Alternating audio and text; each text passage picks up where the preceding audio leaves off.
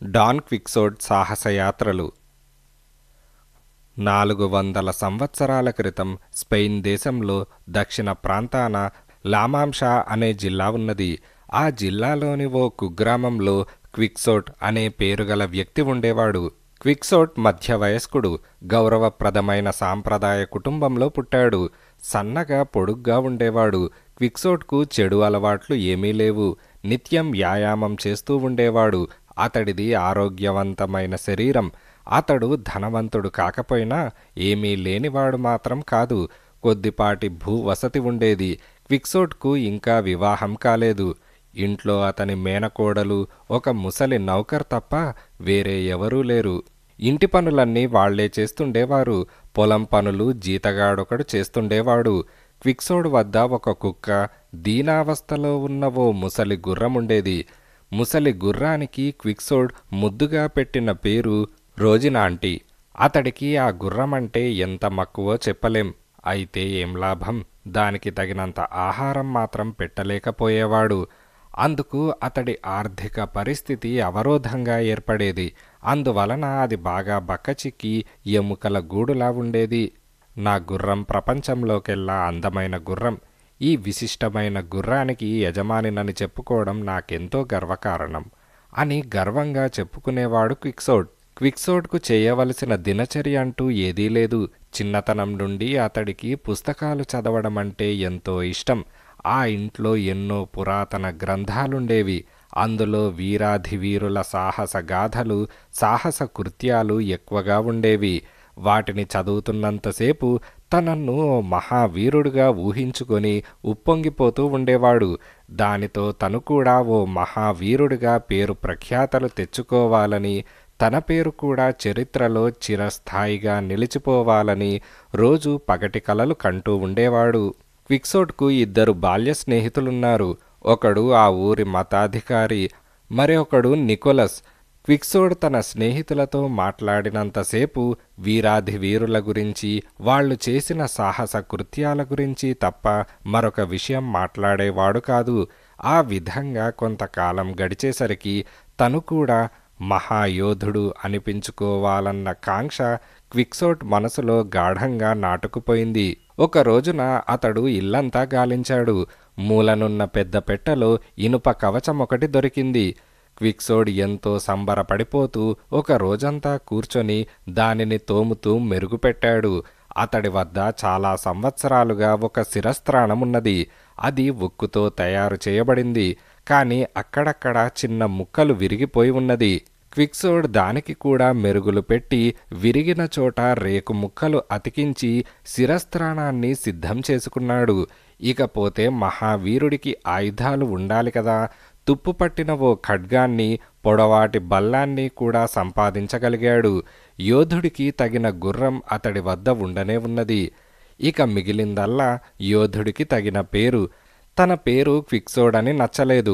క్విక్సోడ్ పేరును డాన్ క్విక్సోడ్గా మార్చుకున్నాడు. మహాయోధుడికి ఉండవలసిన శిరస్త్రాణం, కవచం, డాలు, కత్తి, బల్లెం, గుర్రం అన్నీ డాన్ క్విక్సోడ్కు సమకూరాయి. కానీ ఒక్కటే లోపం.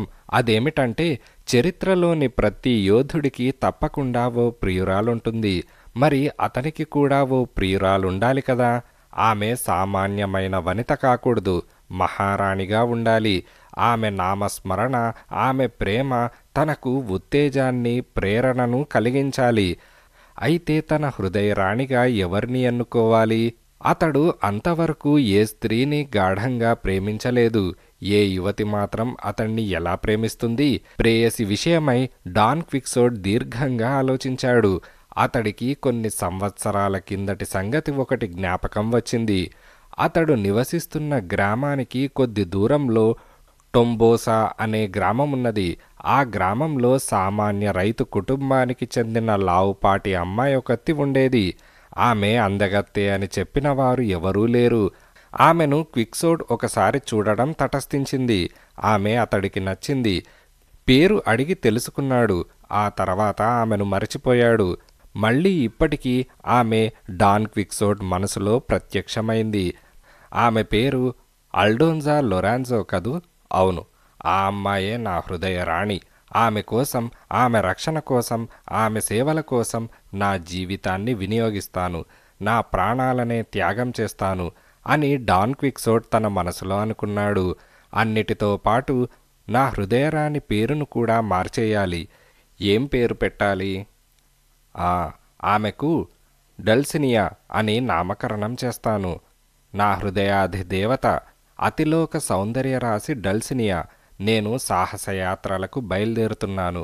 ఎన్నో శౌర్య విహారాలు చేసిన పిమ్మట నీ దర్శనం చేసుకుంటాను దేవి అంటూ ఉప్పొంగిపోయాడు.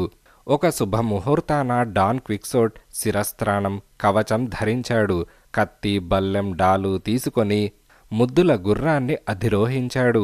ఆ తర్వాత సాహస కృత్యాలు చేసి పేరు ప్రఖ్యాతలు సంపాదించడానికి గ్రామం వదిలి విశాల ప్రపంచంలోకి ప్రయాణం సాగించాడు. అతడు గ్రామం వదిలి చాలా దూరం వచ్చిన తర్వాత గాని ఒక విషయం గుర్తుకు రాలేదు. అదేమిటంటే, మహాయోధుడు అనిపించుకునేవాడు మొదట ఇంట గెలిచి రచ్చగెలవాలి. ఇంట అంటే తన గ్రామంలో తను యుద్ధం చేసి గెలవడానికి యోధుడనేవాడు ఎవడూ లేడు. కనీసం తను మహాయోధుడు అనిపించుకోకుండా సాహస కృత్యాలు చేసేందుకు బయలుదేరడం ఏమంత సబబు? ఎలాగైనా సరే ఎవరో ఒకరితో నువ్వు మహావీరుడవు అని అనిపించుకోవాలి. అంతవరకు తనకు మనశ్శాంతి ఉండదనుకున్నాడు. డాన్ క్విక్సోట్ ముసలి గుర్రం అలా నడుస్తూ ముందుకు పోతూనే ఉన్నది. అతడికి శత్రువులంటూ ఎవరూ లేరు. గమ్యస్థానమనేది అసలే లేదు. గుర్రం ఎటు తీసుకువెళ్తే అటు పోవడం ప్రారంభించాడు.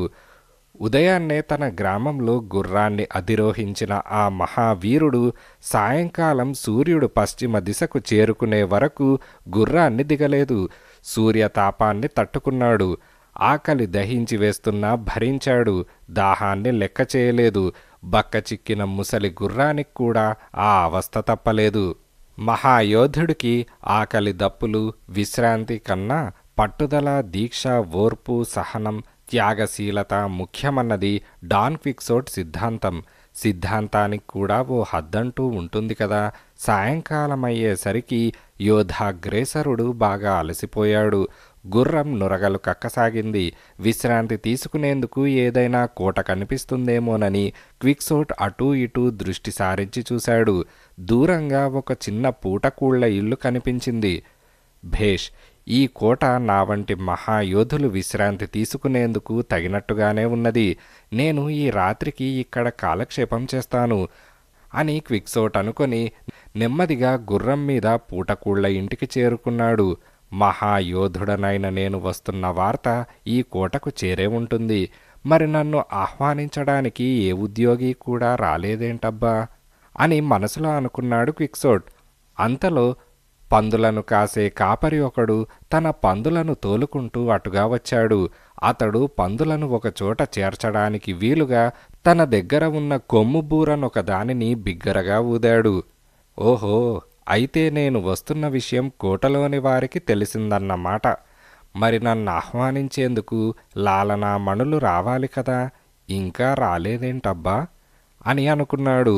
అదే సమయంలో పూటకూళ్ల ఇంట పనిచేస్తున్న ఇద్దరు స్త్రీలు యువతలకి వచ్చారు.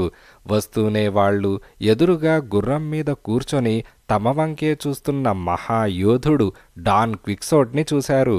అతడి ఆకారం, వేషం చూసి వాళ్ళు భయపడి తిరిగి లోపలికి వెళ్ళిపోబోయారు.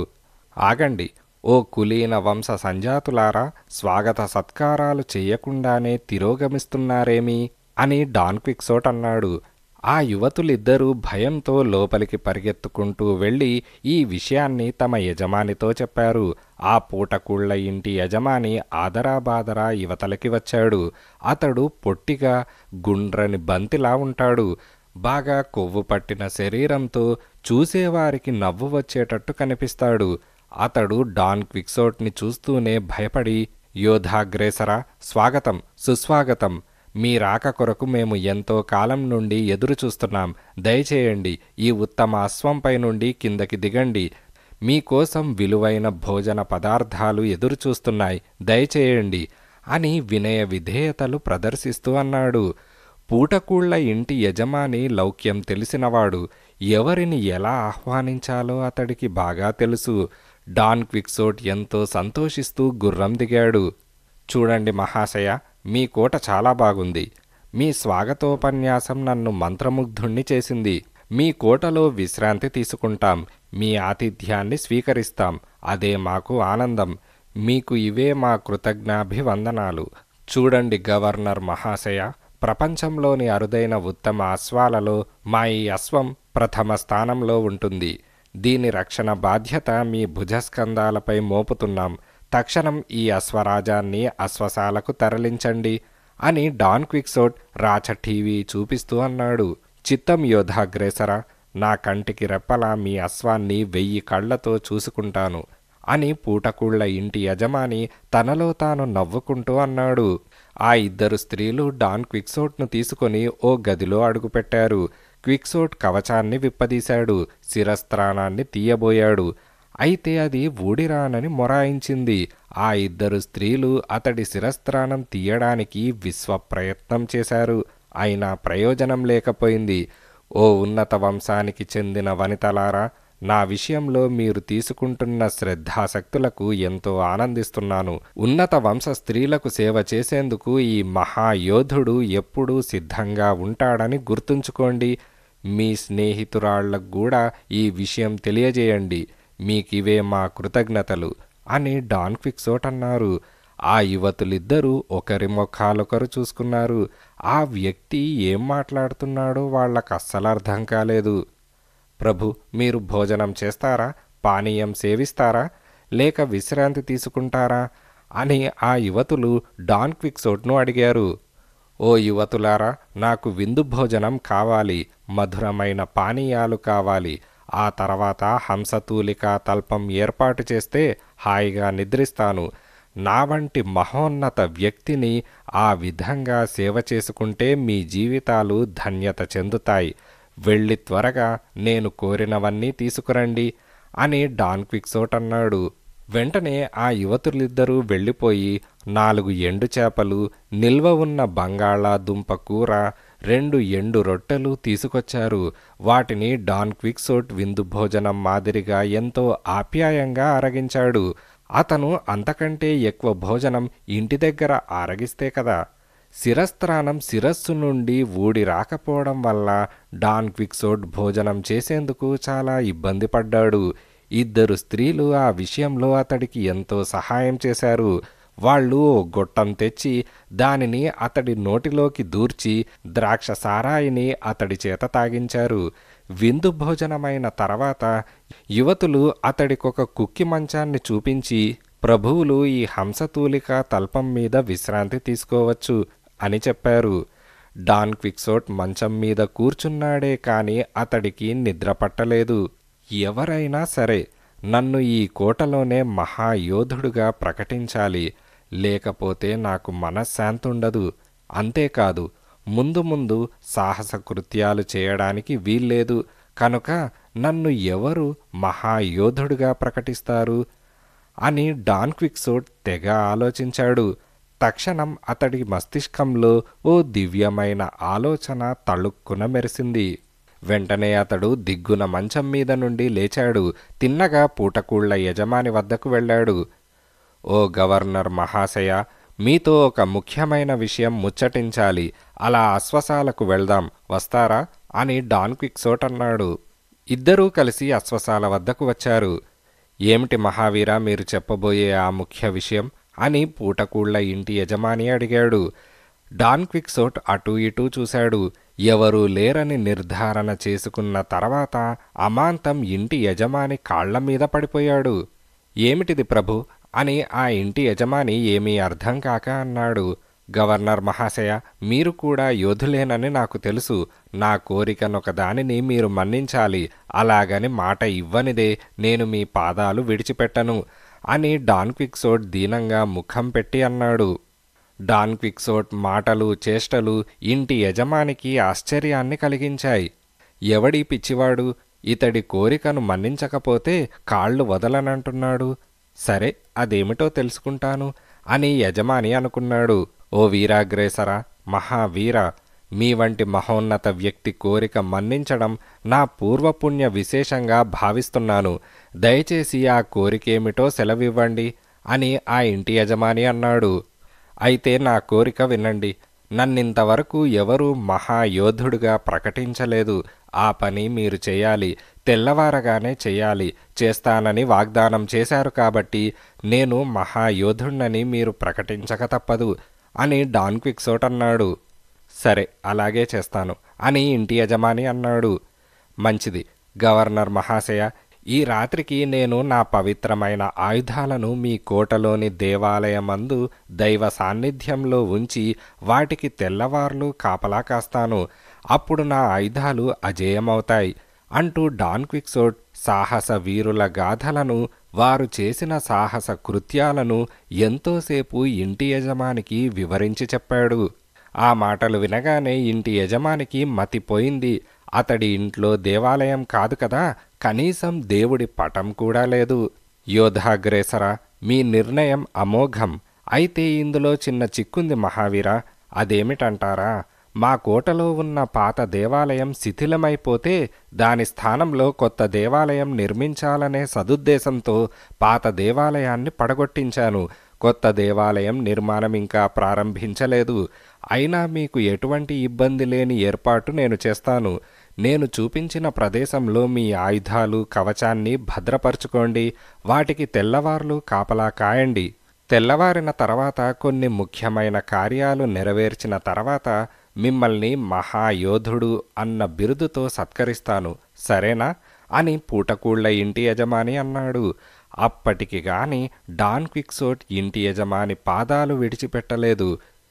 వీడెవడో పాపం అమాయకుడు, వీడి వద్ద నుంచి ఎలాగైనా సరే డబ్బు గుంజాలి అని ఇంటి యజమాని తన మనసులో అనుకొని డాన్ క్విక్సోట్తో, అది సరే కాని యోధాగ్రేసరా, మీ వద్ద ఏమైనా డబ్బున్నదా? ఉంటే ఎంత ఉన్నది?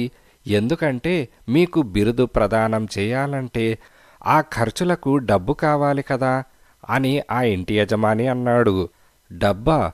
నా దగ్గర చిన్న రాగి నాణెం కూడా లేదు.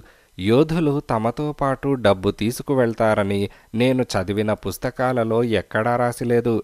అందువల్ల నేను డబ్బు తెచ్చుకోలేదు అని డాన్ క్విక్సోట్ దీనంగా ముఖం పెట్టి అన్నాడు. డాన్ క్విక్సోట్ సమాధానం ఇంటి యజమానికి చాలా కోపం తెప్పించింది.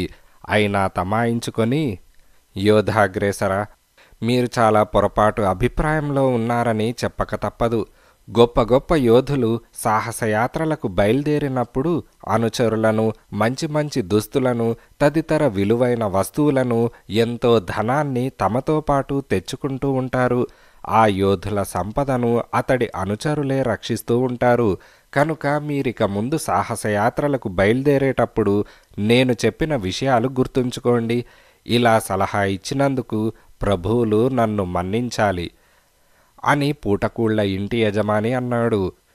మీ సూచన గుర్తుంచుకుంటాను అని డాన్ క్విక్సోట్ అన్నాడు. ఆ రాత్రి డాన్ క్విక్సోట్ తన కవచాన్ని గుర్రాలు నీళ్లు తాగే తొట్టెలో వేసి చేతిలో బల్లెం పుచ్చుకొని కవచానికి కాపలా కాయడం ప్రారంభించాడు. నెత్తిమీద శిరస్త్రాణం, చేతిలో బల్లెం, నీటి తొట్టిలో కవచం. డాన్ క్విక్సోట్ దానికి కాపలా కాయడం చూసిన వాళ్ళు కడుపుబ్బా నవ్వడం ప్రారంభించారు. బాగా పొద్దుపోయిన తర్వాత అందరూ హాయిగా నిద్రపోయారు. డాన్ క్విక్సోట్ తన కవచానికి అలా కాపలా కాస్తూనే ఉన్నాడు. అంతలో ఒకడు తన కంచర గాడిదకు నీళ్లు తాగించడానికి నీటి తొట్టె దగ్గరకు వచ్చాడు. తొట్టెలో ఉన్న ఇనప కవచాన్ని చూసి చిరాకు పడ్డాడు. దానిని ఇవతల పారేద్దామన్న తలంపుతో చేతిని తొట్టెలో పెట్టబోయాడు.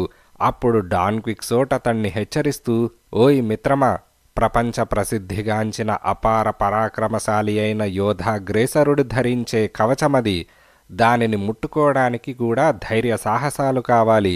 ఆ కవచాన్ని ముట్టుకోవద్దని హెచ్చరిస్తున్నాను.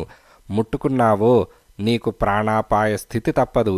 నా హెచ్చరికను పెడచెవిని పెట్టావంటే నా కత్తికి నువ్వు బలికాక తప్పదు. జాగ్రత్త అని డాన్ క్విక్సోట్ అన్నాడు. కంచరగాడిద యజమాని డాన్ క్విక్సోట్ వంక అవహేళనగా చూశాడు. ఆ తర్వాత తొట్టెలోని కవచాన్ని పైకి తీసి దూరంగా విసిరివేశాడు. ఆ అవమానాన్ని భరించలేని డాన్ క్విక్సోట్ మహోగ్ర రూపం ధరించి చేతిలోని బల్లెం పైకెత్తి దానితో కంచరగాడిద యజమాని నెత్తిమీద బలంగా కొట్టాడు. ఆ దెబ్బకు దిమ్మ తిరిగి అతడు నేలమీద స్పృహ తప్పి పడిపోయాడు. హహా, నేను మొట్టమొదటి విజయం సాధించాను, ఎప్పుడైనా సరే విజయం నాదే అంటూ డాన్ క్విక్సోట్ కవచాన్ని ఎత్తి తిరిగి తొట్టెలో పడవేశాడు. కొద్ది క్షణాలు గడిచిన తర్వాత ఇంకొకడు తన కంచర గాడిదను తోలుకొని తొట్టె దగ్గరకు వచ్చాడు. వాడు తొట్టెలోని కవచాన్ని చూశాడు. దానిని తీసి అవతల పారవేయబోయాడు. డాన్ క్విక్సోట్ అతన్ని కూడా హెచ్చరించాడు. వాడు వినకపోయేసరికి బల్లెంతో వాడి నెత్తిమీద బలంగా కొట్టాడు. రెండోవాడు ఆ దెబ్బకు నేలమీద పడడమైతే పడ్డాడు గాని మూర్ఛపోలేదు. నెత్తిమీద గాయం పడి నెత్తురు కారసాగింది. దానితో వాడు పెద్దగా పెడబొబ్బలు పెడుతూ, వీడెవడో కాని నన్ను చంపేశాడ్రా దేవుడోయ్, అయ్యలారా చప్పున వచ్చి నన్ను ఈ వికృతాకారుడి నుంచి రక్షించండి, ఓ తండ్రులారా రక్షించండి అంటూ కేకలు వేయసాగాడు. ఆ కేకలకు పూటకూళ్ల ఇంట్లో నిద్రిస్తున్న వారంతా లేచి అక్కడికి చేరుకున్నారు. పెడబొబ్బలు పెట్టిన వాడి స్నేహితులు కొందరు అక్కడున్నారు. వాళ్ళు ఏం జరిగిందో తెలుసుకున్నారు. ఆలస్యం చేయకుండా చేతికందిన రాళ్లను తీసుకొని డాన్ క్విక్సోట్ మీదకి గురిచూసి విసరడం ప్రారంభించారు. పరిస్థితి గమనించిన డాన్ క్విక్సోట్ అటువంటి ప్రమాద పరిస్థితిలో ఏం చేయాలా అని ఆలోచించాడు. చదివిన పుస్తకాలలోని సంఘటనలను గుర్తు చేసుకున్నాడు. వెంటనే వొర నుంచి ఖడ్గం యువతలకు తీశాడు. పక్కనే ఉన్న డాలును ఎడమ చేత్తో పుచ్చుకున్నాడు. తన వైపు బాణాల్లా దూసుకువస్తున్న రాళ్లను ఖడ్గంతో నరుకుతూ డాలుతో అడ్డుకుంటూ రాళ్ల దెబ్బల నుండి తప్పించుకోసాగాడు. ఒరేయ్ మదాంధులారా, నన్ను సామాన్యమైన వ్యక్తిగా భావిస్తున్నారా? ఓ నరాధములారా, నన్ను ఎవరనుకుంటున్నారా? అరివీర భయంకరుడను, అజేయుడను. ఇలా నా దగ్గరకు రండిరా రండి. నా కత్తి పదునేపాటిదో మీకు రుచి చూపిస్తాను. ఒక్క వ్రేటుకు మీ అందరి మస్తకాలు తెగ నరకకపోతే నా పేరు వీర విక్రమ డాన్ క్విక్సోటే కాదు అని డాన్ క్విక్సోట్ ఖడ్గాన్ని గాలిలో తిప్పుతూ కదం తొక్కడం ప్రారంభించాడు. అంతలో అక్కడికి పూటకూళ్ల ఇంటి యజమాని వచ్చాడు. పరిస్థితి గమనించాడు. ఏమాత్రం ఆలస్యం చేసినా పరిస్థితి చేయి దాటిపోతుందని గ్రహించాడు. మిత్రులారా, రాళ్లు రువ్వకండి, శాంతం వహించండి. ఆ మహాయోధుణ్ణి నేను సమాధానపరుస్తాను అని చెప్పి వాళ్లను శాంతింపజేశాడు. ఆ తర్వాత ఆ యజమాని డాన్ క్విక్సోట్ వైపు తిరిగి, యోధాగ్రేసరా, నా ఈ ప్రజలు మీ పట్ల అనుచితంగా ప్రవర్తించినందుకు నేనెంతైనా సిగ్గుపడుతున్నాను. వీళ్లను దయతో క్షమించవలసిందిగా ప్రార్థిస్తున్నాను అని అన్నాడు. మంచిది గవర్నర్ మహాశయ, ఘనబుద్ధి కలవాణ్ణి గనక అందర్నీ క్షమిస్తున్నాను. ఎవరికి ఎటువంటి హాని చేయనని అభయమిస్తున్నాను. ఎక్కడి వారక్కడ నిర్భయంగా వెళ్ళిపోవచ్చు అని డాన్ క్విక్సోట్ అన్నాడు. పూటకూళ్ల ఇంటి యజమాని డాన్ క్విక్సోట్ తప్ప అక్కడి నుంచి అందరూ వెళ్ళిపోయారు. ఈ పిచ్చివాణ్ణి ఎలాగైనా వదిలించుకోకపోతే తన వ్యాపారానికే దెబ్బ తగిలేటట్టున్నది అని పూటకూళ్ల ఇంటి యజమాని తన మనసులో అనుకున్నాడు. ఓ యోధాగ్రేసర చక్రవర్తి, అనతి కాలంలోనే మీ అపూర్వ శౌర్య పరాక్రమాలతో మమ్మల్నందరినీ ఆనందడోలికలో పరవశింపజేశారు. మిమ్మల్ని ఎలా అభినందించాలో తెలియడం లేదు. మీరు అనుమతిస్తే ఈ క్షణంలోనే మిమ్మల్ని మహాయోధుడిగా ప్రకటిస్తాను. అందుకు నాకెటువంటి అభ్యంతరమూ ఉండదు. మీ అభిప్రాయం ఏమిటో సెలవిస్తే ఆనందిస్తాను అని పూటకూళ్ల ఇంటి యజమాని అన్నాడు. మీ నిర్ణయమే నా నిర్ణయం. నా ధైర్య సాహసాలను మీరు చక్కగా అర్థం చేసుకున్నందుకు ఎంతైనా కృతజ్ఞుణ్ణి అని డాన్ క్విక్సోట్ అన్నాడు. పూటకూళ్ల యజమాని కార్యక్రమానికి ఉపక్రమించాడు. అతడు చెప్పిన విధంగా డాన్ క్విక్సోట్ అతడి ముందు మోకాళ్లపై కూర్చున్నాడు. పూటకూళ్ల యజమాని ఓ పద్దుల పుస్తకం తీసుకొచ్చి ఏవో ప్రార్థనలు చదువుతున్నట్టుగా నటించాడు. ఒక కుర్రవాడు పెద్ద కొవ్వొత్తిని వెలిగించి తెచ్చి వాళ్ల పక్కగా నిల్చున్నాడు. ఇద్దరు యువతులు వచ్చి అటూ ఇటూ నిల్చొని స్తోత్ర గీతాలు ఆలపించసాగారు.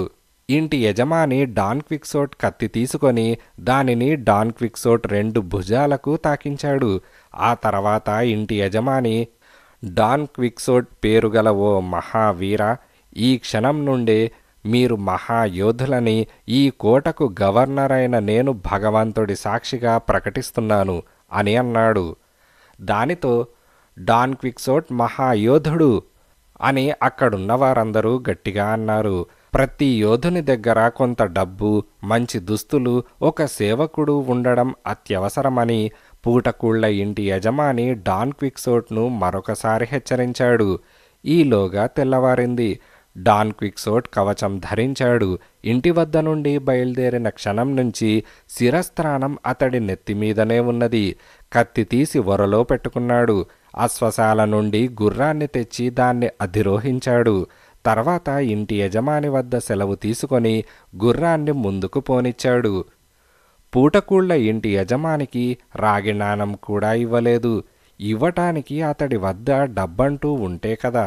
ఇంటి యజమాని కూడా డబ్బడగటానికి భయపడ్డాడు. తనన్ను గవర్నర్గా భావిస్తున్నప్పుడు తను మాత్రం డబ్బెలా అడుగుతాడు? ఒకవేళ ధైర్యం చేసి అడిగినా, మహాయోధుణ్ణి, నన్ను డబ్బడుగుతావా అని ఖడ్గం తీసి పీక తెగ నరుకుతాడేమోనని కూడా ఇంటి యజమాని భయపడ్డాడు.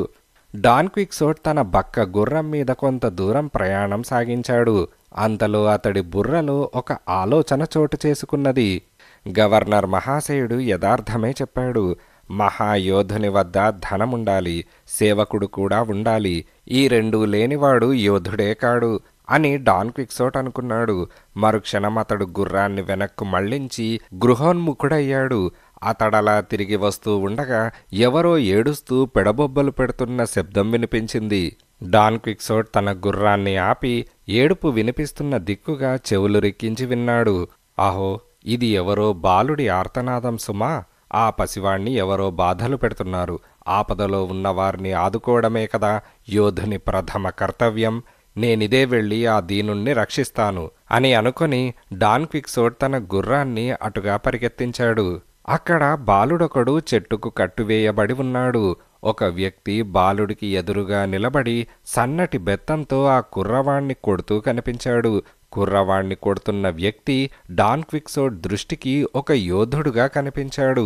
వెంటనే డాన్ క్విక్సోట్, ఓహో యోధుడా, ఆగు, ఆ బాలుణ్ణి కొట్టకు. ఆ కుర్రవాడు నిస్సహాయ స్థితిలో ఉన్నాడు. చేత ఆయుధమైనా లేని నిరాయుధుడు. నీకంటే చాలా చిన్నవాడు. అటువంటి వాణ్ణి చెట్టుకు కట్టిపెట్టి కొట్టడం వీరలక్షణం కాదు. కనుక ఆ బాలుణ్ణి విడిచిపెట్టండి. నా మాటను మన్నించకపోతే నా ఖడ్గానికి పని చెప్పవలసి వస్తుంది. ఆలోచించుకో అని డాన్ క్విక్సోట్ అన్నాడు. అప్పుడు ఆ వ్యక్తి డాన్ క్విక్సోట్ని చూసి, ఓ మహాపురుష, ఈ బాలుడి విషయంలో నేను చెప్పబోయే సంజాయిషిని శాంతంగా ఆలకించండి. ఈ బాలుడు నా సేవకుడు. ఈ కుర్రవాడు నా గొర్రెల మందను కాస్తూ ఉంటాడు. వీడి అజాగ్రత్త వల్ల నా గొర్రెలు కొన్ని నూతిలో పడి చనిపోయాయి.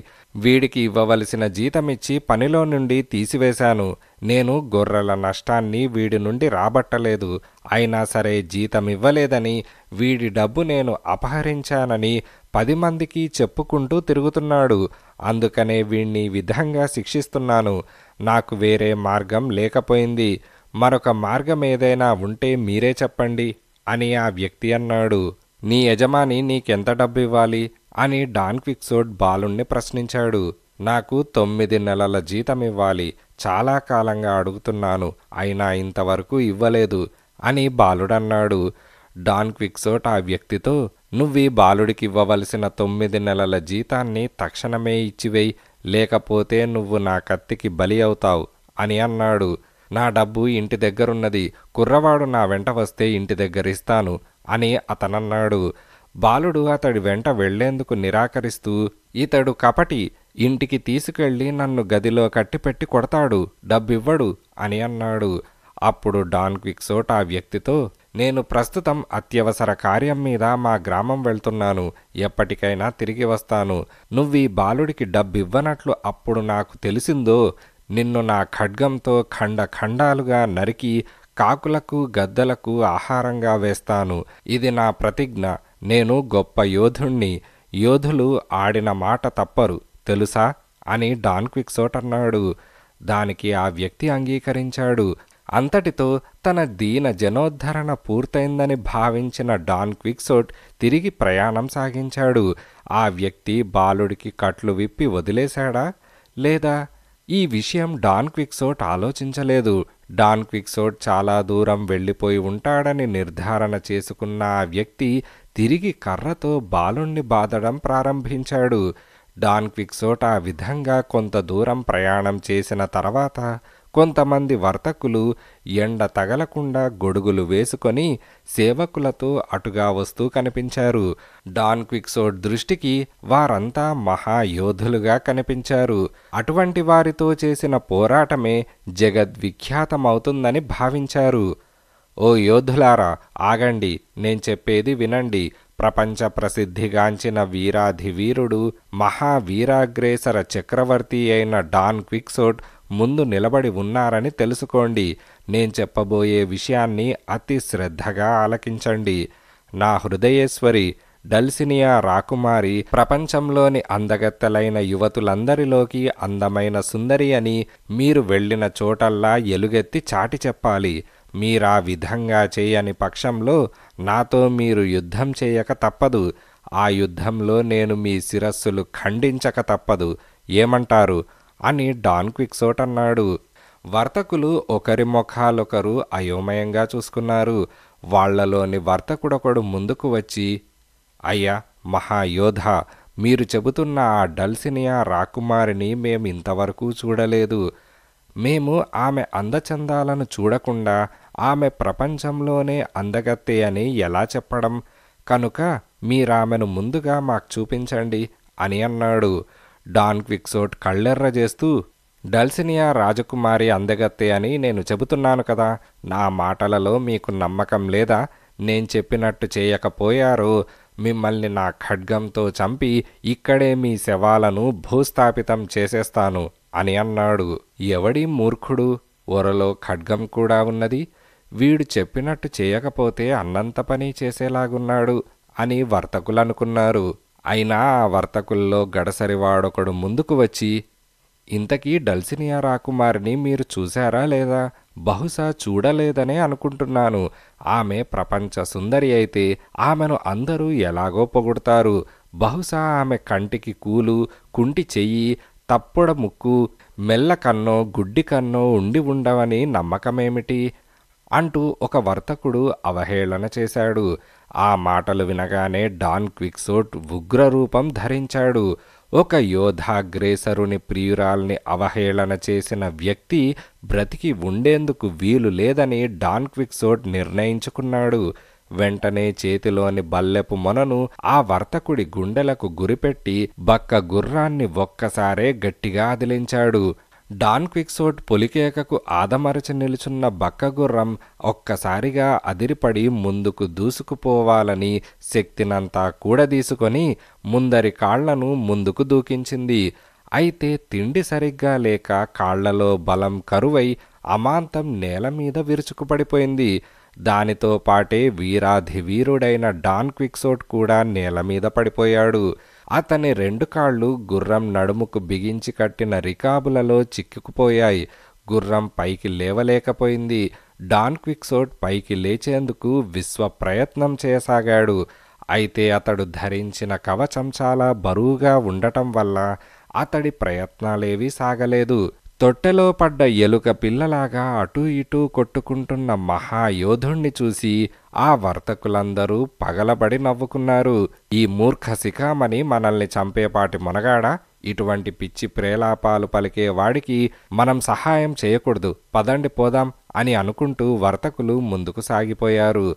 ఆ వర్తకుల సేవకులలో ఓ గడుసుపిండం వెనక్కు ఆగి డాన్ క్విక్సోట్ దగ్గరగా వచ్చి, నీ దెయ్యం ముఖానికి డల్సినియా రాకుమారి కావాలా అంటూ చేతిలోని కర్రతో డాన్ క్విక్సోట్ శిరస్థానం మీద బలంగా కొట్టాడు. డాన్ క్విక్సోట్కి ఏం చేయాలో తోచలేదు. గుర్రం లేవలేదు. అతడు చాలాసేపు అలాగే పడి ఉన్నాడు. అంతలో ఆధారనే ఒక వ్యక్తి వస్తూ డాన్ క్విక్సోట్ పడుతున్న అవస్థను గమనించాడు. అతడు డాన్ క్విక్సోట్ గ్రామానికి చెందినవాడే. అతడు డాన్ క్విక్సోట్ కాళ్లను రికాబుల నుంచి విడిపించాడు. ఆ తర్వాత బక్క గుర్రాన్ని లేవదీశాడు. డాన్ క్విక్సోట్ మాత్రం పైకి లేచి నిలబడలేకపోయాడు.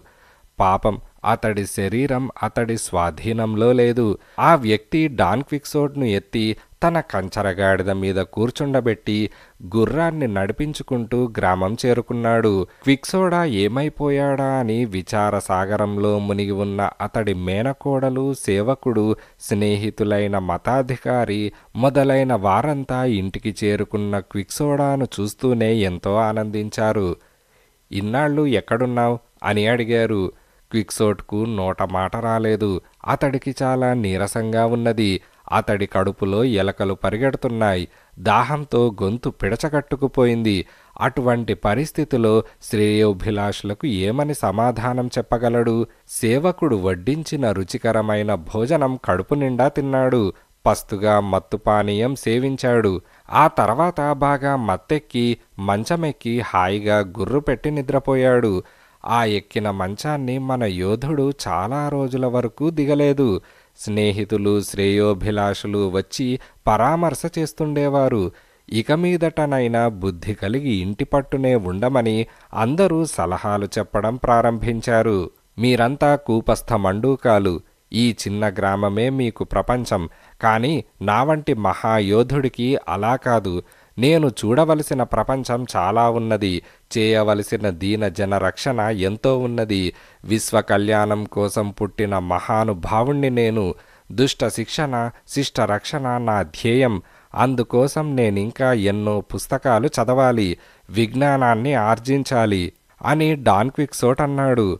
క్విక్సోట్ మేనకోడలు, సేవకుడు, మతాధికారి, మంగలి ఒకచోట సమావేశమయ్యారు. క్విక్సోడా ఇంటి పట్టునే ఉండాలంటే ఇంటిలో ఉన్న పుస్తకాలను తగలబెట్టడం తప్ప గత్యంతరం లేదు అని మతాధికారి అన్నాడు.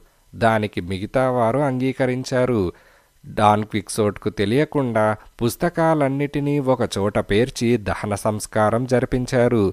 దానితో ఒక్క పుస్తకమైనా మిగలకుండా అన్నీ పరశురామ ప్రీతి అయిపోయాయి. కొన్ని రోజులకు క్విక్సోడా బలం పుచ్చుకొని మామూలు మనిషయ్యాడు. ఓ శుభముహూర్తం చూసుకొని పుస్తక పఠనం ప్రారంభించడానికి గదిలోకి వెళ్ళి చూశాడు.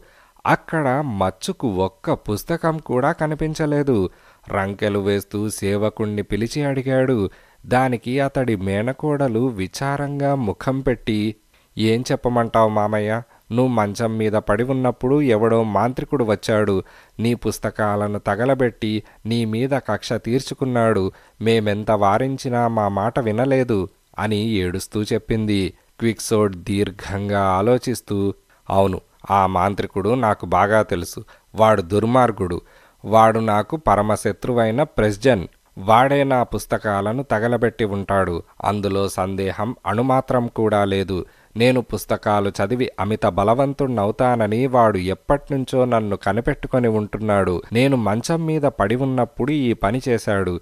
ఆ నీచుణ్ణి ఊరికనే వదిలిపెట్టను. ఏ నాటికైనా వాడి మీద పగ తీర్చుకుంటాను. ఓరి మాంత్రికుడా, నువ్వు పాతాళలోకంలో ఉన్నా సరే నిన్ను పట్టి బయటకు ఈడ్చి సంహరిస్తాను. కాచుకో, ఇదే నా ప్రతిజ్ఞ అని డాన్ క్విక్సోట్ అన్నాడు. అప్పటికి గండం గడిచినందుకు ఇంటిలోని వారు హాయిగా ఊపిరి పీల్చుకున్నారు. కొన్ని రోజుల వరకు డాన్ క్విక్సోట్ ఇంటి వద్దనే కాలక్షేపం చేశాడు. అతడు బాగుపడ్డాడు. ఇక ఎక్కడికి వెళ్ళడనుకున్నారు అతడి స్నేహితులు. అయితే వాళ్లకు కూడా తెలియకుండా డాన్ క్విక్సోట్ తన సాహసయాత్రలకు సన్నాహాలు చేయసాగాడు. డాన్ క్విక్సోట్ గ్రామంలోనే కూలీనాలీ చేసుకొని జీవించే పనివాడొకడున్నాడు. వాడి పేరు శాంకో పాంజా. వాడు గొప్ప తెలివితేటలు కలవాడు కాదు, కానీ డాన్ క్విక్సోట్ లాగా మూర్ఖుడు మాత్రం కాదు. శాంకో పాంజాకు కోరికలు ఎక్కువ. తాను ధనవంతుడు కావాలని, పెద్ద హోదాలో అధికారం చెలాయించాలని రోజూ కలలు కంటూ ఉండేవాడు. ఒక రోజున శాంకో పాంజా డాన్ క్విక్సోట్కు తారసపడ్డాడు. తనకు సేవకుడు కావాలి కనుక వీడే తనకు తగిన సేవకుడని డాన్ క్విక్సోట్ ఓ నిర్ణయానికి వచ్చాడు. మిత్రమా శాంకో, నేనొక మహాయోధుణ్ణని నీకు తెలుసు కదా. రేపో మాపో నేను సాహసయాత్రలకు వెళ్దామనుకుంటున్నాను. నాకొక సేవకుడు కావాలి. ఆ పనికి నువ్వే తగిన వాడివని నా నిశ్చిత అభిప్రాయం. ఈసారి నేను అనేక దీవులను జయించాలనుకుంటున్నాను. ఆ దీవులలోని ఓ పెద్ద దీవికి నిన్ను గవర్నర్గా నియమిస్తాను. నీ పురోభివృద్ధికి ఇది మంచి అవకాశం, బాగా ఆలోచించుకో అని డాన్ క్విక్సోట్ అన్నాడు. డాన్ క్విక్సోట్ మాటలు శాంకో పాంజా చెవులకు అమృతతుల్యంగా వినిపించాయి. ప్రభు, మీరు చెప్పినట్టు చేయడానికి ఈ సేవకుడు సిద్ధంగా ఉన్నాడు. మీరు అగ్నిలో దూకమన్నా దూకుతాను. మీరు నన్ను అనుగ్రహించాలి అని శాంకో అన్నాడు. డాన్ క్విక్సోట్ అతని సమాధానానికి ఎంతో సంతోషించాడు. మన యోధుడికి సేవకుడు లభించాడు. తర్వాత కావాల్సింది డబ్బు, మంచి దుస్తులు. వాటిని కూడా డాన్ క్విక్సోట్ సమకూర్చుకున్నాడు. ఒకనాటి అర్ధరాత్రి డాన్ క్విక్సోట్ తన బక్క గుర్రాన్ని, శాంకో తన కంచర గాడిదను తీసుకొని ఎవరికంటా పడకుండా సాహసయాత్రలకు బయలుదేరారు. మార్గమధ్యంలో శాంకో యోధుడితో, మహావీర, మీరు చేసిన వాగ్దానాన్ని జ్ఞాపకం ఉంచుకోవాలి సుమా. మీరు తప్పకుండా నన్నొక పెద్ద దీవికి గవర్నర్ని చేయాలి. చేస్తారు కదా ప్రభు అని శాంకో అన్నాడు. పిచ్చివాడా, యోధుడనేవాడు తాను చేసిన వాగ్దానాన్ని ఎన్నటికీ మర్చిపోడు. నీవు తప్పకుండా గవర్నర్ పదవిని పొందుతావు. నేను తలచుకుంటే ఒక మహా సామ్రాజ్యాన్నే జయించి దానికి నిన్ను చక్రవర్తిని చేయగలను అని డాన్ క్విక్సోట్ అన్నాడు. శాంకో పాంజా ఉప్పొంగిపోయాడు. ఇరువురు ఎన్నో అపూర్వమైన విషయాలను మాట్లాడుకుంటూ ప్రయాణం సాగించారు. చివరకు వాళ్ళు ఓ పెద్ద మైదానం చేరుకున్నారు. అక్కడ సుమారు 40 గాలిమరలున్నాయి. యోధుడు వాటిని చూశాడు. అటువంటి గాలిమరలను అతడు ఇంతకు క్రితం చూసి ఉండకపోవడం వల్ల ఎంతో ఆశ్చర్యపోయాడు. చూశావా శాంకో, విశాలమైన బాహువులున్న ఆ రాక్షసాధములను గమనించావా? వారు నన్ను యుద్ధానికి రమ్మని కాలు దువ్వుతున్నారు. నా శౌర్య పరాక్రమాలేమిటో వారికి చూపిస్తాను. నా ఖడ్గధారలతో ఆ రాక్షసుల శరీరాలను చిన్నాభిన్నం చేసి విజయం సాధిస్తాను చూడు అని డాన్ క్విక్సోట్ అన్నాడు. శాంకో ఆశ్చర్యపోతూ నలుదిక్కులా దృష్టి సారించి చూశాడు. అయితే అతడికి కనుచూపు దూరంలో ఎక్కడా రాక్షసుడన్నవాడే కనిపించలేదు, ఒక్క గాలిమరలు తప్ప. ఎక్కడ ప్రభు రాక్షసులు అని శాంకో అడిగాడు. డాన్ క్విక్సోట్ గాలిమరల వైపు చెయ్యెత్తి చూపించాడు. ప్రభు, మీరు భ్రమపడుతున్నారు. అవి రాక్షసులు కాదు, వాటిని గాలిమరలంటారు అని శాంకో అన్నాడు. శాంకో, నీకు బొత్తిగా లోకజ్ఞానం లేదు. ఇటువంటి రాక్షసాధములు మా వంటి మహాయోధుల ముందు ప్రత్యక్షమై కవ్విస్తూ ఉంటాయని నేను చాలా పుస్తకాలలో చదివాను. నీకు భయంగా ఉంటే దూరంగా నిలబడి నా వీర విహారాన్ని చూస్తూ ఉండు అని డాన్ క్విక్సోట్ ఉద్వేగంతో అన్నాడు. అదే సమయంలో గాలి ఉధృతంగా వీచింది. దానితో గాలిమరలు విపరీతమైన వేగంతో తిరుగుతూ పెద్ద సవ్వడి చేయసాగాయి.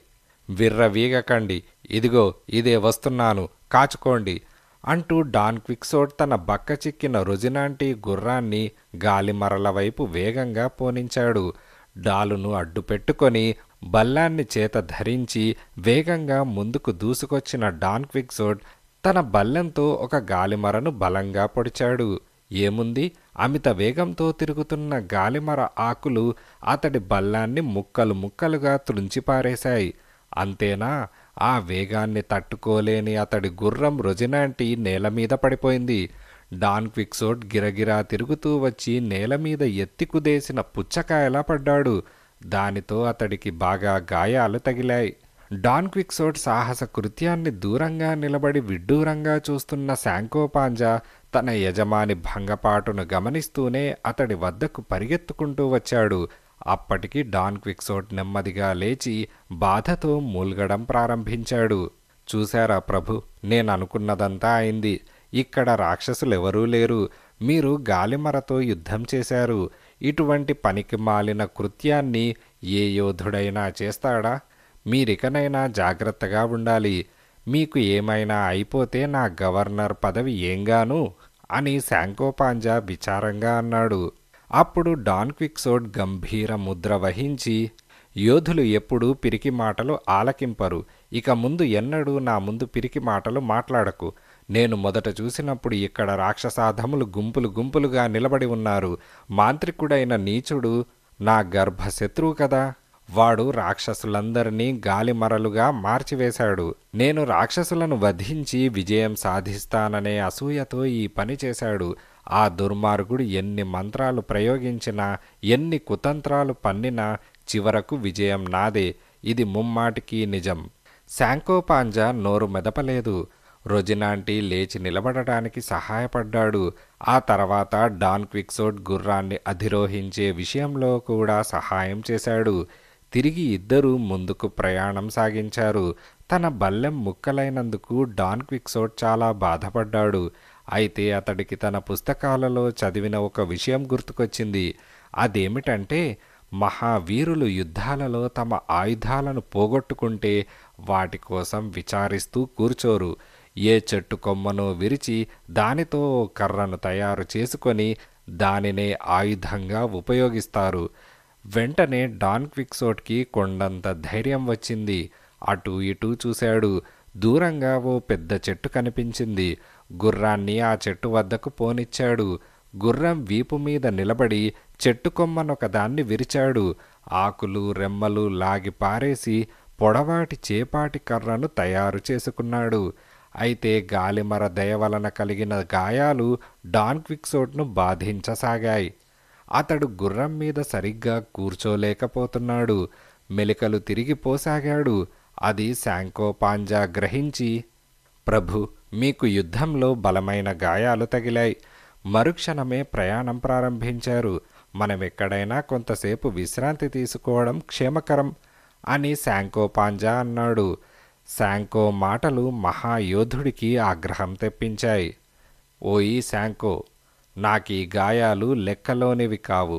యోధుడనేవాడు కష్టాలను గాయాలను తలచుకొని బాధపడడు. యోధుల నిఘంటువులలో గెలుపు అనే పదం తప్ప ఓటమి అనే మాట ఉండదు, తెలుసుకో అని డాన్ క్విక్సోట్ అన్నాడు. ఆ తర్వాత వాళ్ళు చీకటి పడే వరకు ప్రయాణం చేశారు. అప్పటికి వాళ్ళు ఓ నిర్జన ప్రదేశానికి చేరుకున్నారు. తమ వాహనాలను చెట్టుకు కట్టేసి చెట్టు కింద విశ్రమించారు. వాళ్ల వద్ద ఆహారం లేదు, తాగడానికి పానీయం లేదు. ప్రభు, నా మాటకేమి గాని మీరు ఆకలి దప్పులతో విశ్రమించడం నాకెంతో బాధగా ఉన్నది. ఎక్కడికైనా వెళ్ళి ఏదైనా తీసుకువద్దామన్నా ఈ గాఢాంధకారంలో ఎక్కడికని వెళ్ళను అని శాంకో బాధగా అన్నాడు. డాన్ క్విక్సోట్ గంభీరంగా ముఖం పెట్టి, చూడు శాంకో, నేను మహాయోధుణ్ణని నీకు ఎన్నిసార్లు గుర్తు చేయాలి? నిజమైన యోధుడు ఆకలి దప్పులను దరికి చేరనీయడు. అంతేకాదు, నిద్రాదేవిని కూడా దగ్గరకు రానియ్యడు. అతడు తన హృదయాది దేవత నామాన్ని జపిస్తూ రాత్రి యావత్తూ గడిపివేస్తాడు. నేను అంతే అని డాన్ క్విక్సోట్ అన్నాడు. శాంకోపాంజాకు అతడి మాటలు అర్థం కాలేదు. అతడితో తనకేమిటని హాయిగా చెట్టు కింద పడుకొని నిద్రపోయాడు. డాన్ క్విక్సోట్ మాత్రం తన ఊహాసుందరి డల్సినియా నామజపం చేస్తూ నిద్రపోకుండా అలాగే కూర్చున్నాడు. ఇలా తెల్లవారింది. తిరిగి ఇద్దరూ తమ తమ వాహనాల మీద బయలుదేరారు. చివరకు వాళ్ళు లాపిస్ కనుమ వద్దకు చేరుకున్నారు. అక్కడ డాన్ క్విక్సోట్ శాంకోపాంజాతో, శాంకో, నేను చెప్పేది జాగ్రత్తగా విను. నేను ప్రారంభింపబోయే అతి భయంకరమైన సాహస కృత్యాలు ఇక్కడి నుండే మొదలు కాబోతున్నాయి. నేను కుత్తుక వరకు అపాయాలలో ప్రమాదాలలో కూరుకుపోయి ఉంటాను.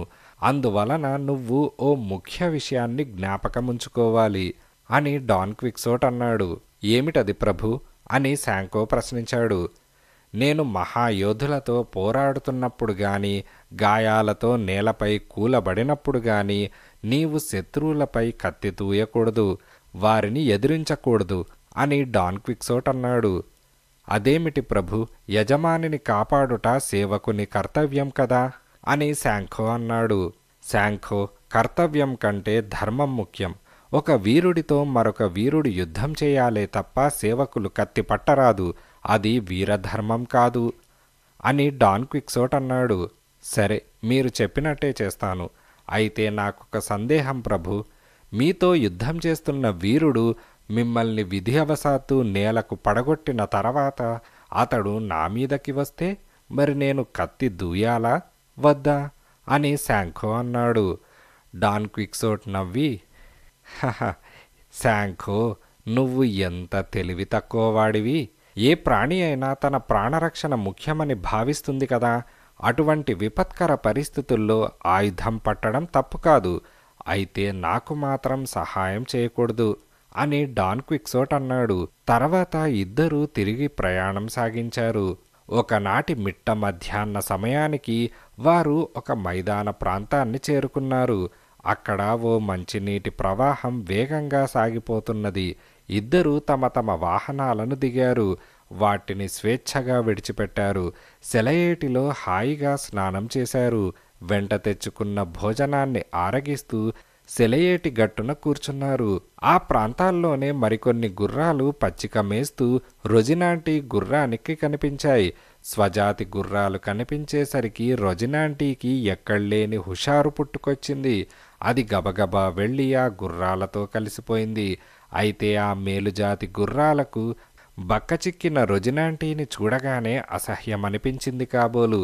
అవి అన్నీ ఏకమై బక్క గుర్రాన్ని ముట్టెలతో పొడిచి కాళ్లతో తన్ని తరిమేశాయి. ఆ గుర్రాలను అధిరోహించి వచ్చిన అశ్వికులు కూడా కర్రలు తీసుకొని రొజినాంటీని చావగొట్టారు. పాపం, రొజినాంటీ నేలమీద పడిపోయింది. కాసేపటికి తన ఉత్తమ అశ్వానికి పట్టిన దుస్థితిని డాన్ క్విక్సోట్ చూడనే చూశాడు. శాంఖో పాంజా కూడా చూశాడు. ఆ దుర్మార్గులకు తగిన ప్రతీకారం చేయాలి అని ఆ ఇద్దరూ నిశ్చయించుకున్నారు. ప్రభు, వాళ్ళు 20 మందున్నారు. ఇద్దరం వాళ్లను ఎదిరించగలమా అని శాంఖో పాంజా అనుమానాన్ని వెల్లిబుచ్చాడు. నీవు రావద్దు, వాళ్లకు నేనొక్కడ్నే చాలు, అలా చూస్తూ ఉండు అంటూ డాన్ క్విక్సోట్ చేతికర్రను తీసుకొని వారి మీదకు యుద్ధానికి వెళ్ళాడు. కర్ర తీసుకొని తమ మీదకి వస్తున్న మహాయోధుణ్ణి ఆశ్వికులు చూశారు. వెంటనే తలకొక కర్ర తీసుకున్నారు. డాన్ క్విక్సోట్ వాళ్లతో 1 నిమిషం కర్ర యుద్ధం చేశాడు. ఆ 20 మంది కర్ర దెబ్బలకు ఆ డాన్ క్విక్సోట్ కర్ర ఎగిరిపోయింది. ఆ తర్వాత వాళ్ల కర్ర దెబ్బలు డాన్ క్విక్సోట్ మీద వర్షంలా పడ్డాయి. అడ్డుకునేందుకు వచ్చి శాంఖో పాంజా కూడా కర్ర దెబ్బల నుండి తప్పించుకోలేకపోయాడు. నేల మీద పడిపోయిన ఇద్దరినీ వదిలేసి ఆశ్వికులు తమ తమ గుర్రాలను అధిరోహించి తమ దారిన తాము వెళ్ళిపోయారు. కొంతసేపటికి ఇద్దరూ లేచి కూర్చున్నారు. శరీరానికి అంటుకున్న మట్టిని దులుపుకున్నారు. ఏమీ జరగనట్లు ఠీవీగా తమ వాహనాలను అధిరోహించి తిరిగి ప్రయాణం సాగించారు. కొంత దూరం వెళ్ళిన తర్వాత వాళ్లకొక పూటకూళ్ల భవనం కనిపించింది. ఇక్కడొక చక్కని కోట ఉన్నది, విశ్రాంతి తీసుకుందాం పదా అని డాన్ క్విక్సోట్ అన్నాడు. శాంఖో పాంజా సమాధానం చెప్పే స్థితిలో లేడు. అతడి శరీరం యావత్తూ హూనమైపోయింది. చిన్నగా ముల్గడం ప్రారంభించాడు. నా సేవకుడు కొండపై నుండి దొర్లి కింద పడ్డాడు. గాయాలు తగిలాయి. ఈ రాత్రికి మీ కోటలో విశ్రాంతి తీసుకుంటాం అని డాన్ క్విక్సోట్ పూటకూళ్ల యజమానితో అన్నాడు. ఆ ఇంటి యజమాని ఓ పెద్ద గదిలో వాళ్లకు మంచాలు ఏర్పాటు చేశాడు. అతడి భార్య, కూతుళ్ళు వాళ్ళిద్దరికీ ఎన్నో ఉపచారాలు చేశారు. రుచికరమైన పదార్థాలు తినడానికి ఇచ్చారు. ఆ రాత్రి ఇద్దరూ హాయిగా ఆదమర్చి నిద్రపోయారు. తెల్లవారింది. ఇద్దరూ లేచారు. ఇద్దరికీ స్వస్థత చిక్కింది. డాన్ క్విక్సోట్ ఇంటి యజమాని వద్దకొచ్చి తన కృతజ్ఞతలు తెలియజేసుకున్నాడు. గత రాత్రి మీ కోటలో హాయిగా విశ్రాంతి తీసుకున్నాం. మీరంతా ఆత్మీయులుగా ఆదరించారు. అందుకు మేము ఎంతైనా కృతజ్ఞులం. సెలవిస్తే ఇక పోయి వస్తాం అని డాన్ క్విక్సోట్ అన్నాడు. మీరా విధంగా పొగడవలసిన అవసరం లేదు. అది మా విద్యుక్త ధర్మం. ఆ విధంగా సేవ చేయకపోతే మా జీవితాలు గడిచేదెలా చెప్పండి? మీకు మేము పెట్టిన భోజనానికి, చేసిన సేవలకు, అమర్చిన మంచాలకు డబ్బు చెల్లించి మరీ వెళ్ళండి. మీరనుకుంటున్నట్టు ఇది కోట కాదు, పూటకూళ్ల ఇల్లు అని ఇంటి యజమాని వినయంగా అన్నాడు. డాన్ క్విక్సోట్ ఆశ్చర్యపోతూ, ఏమిటి, ఇది పూటకూళ్ల ఇల్లా, కోట కాదా? అయినా ఇప్పుడేం కొంపలంటుకున్నాయిలే. నా వంటి మహాయోధుడు మీ వంటి చిన్న పూటకూళ్ల ఇంటికొచ్చి మీ ఆతిథ్యం స్వీకరించడం నిజంగా మీ అదృష్టమనే మీరు భావించాలి.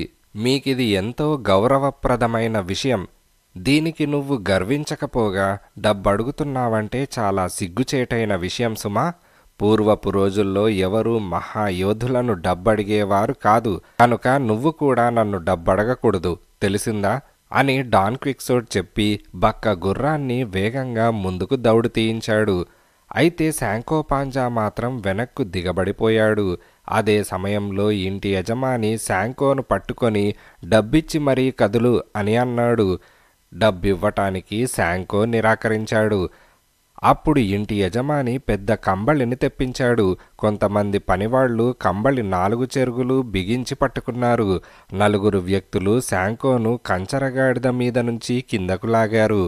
ఆ తర్వాత అతన్ని పైకెత్తి కంబళిలో పడేశారు. తర్వాత వాళ్ళు కంబళిని పైకి కిందకి ఎగరవేయడం ప్రారంభించారు. పాపం శాంకో పాంజా కంబళితో పాటు పైకి కిందకి ఎగరడం ప్రారంభించాడు.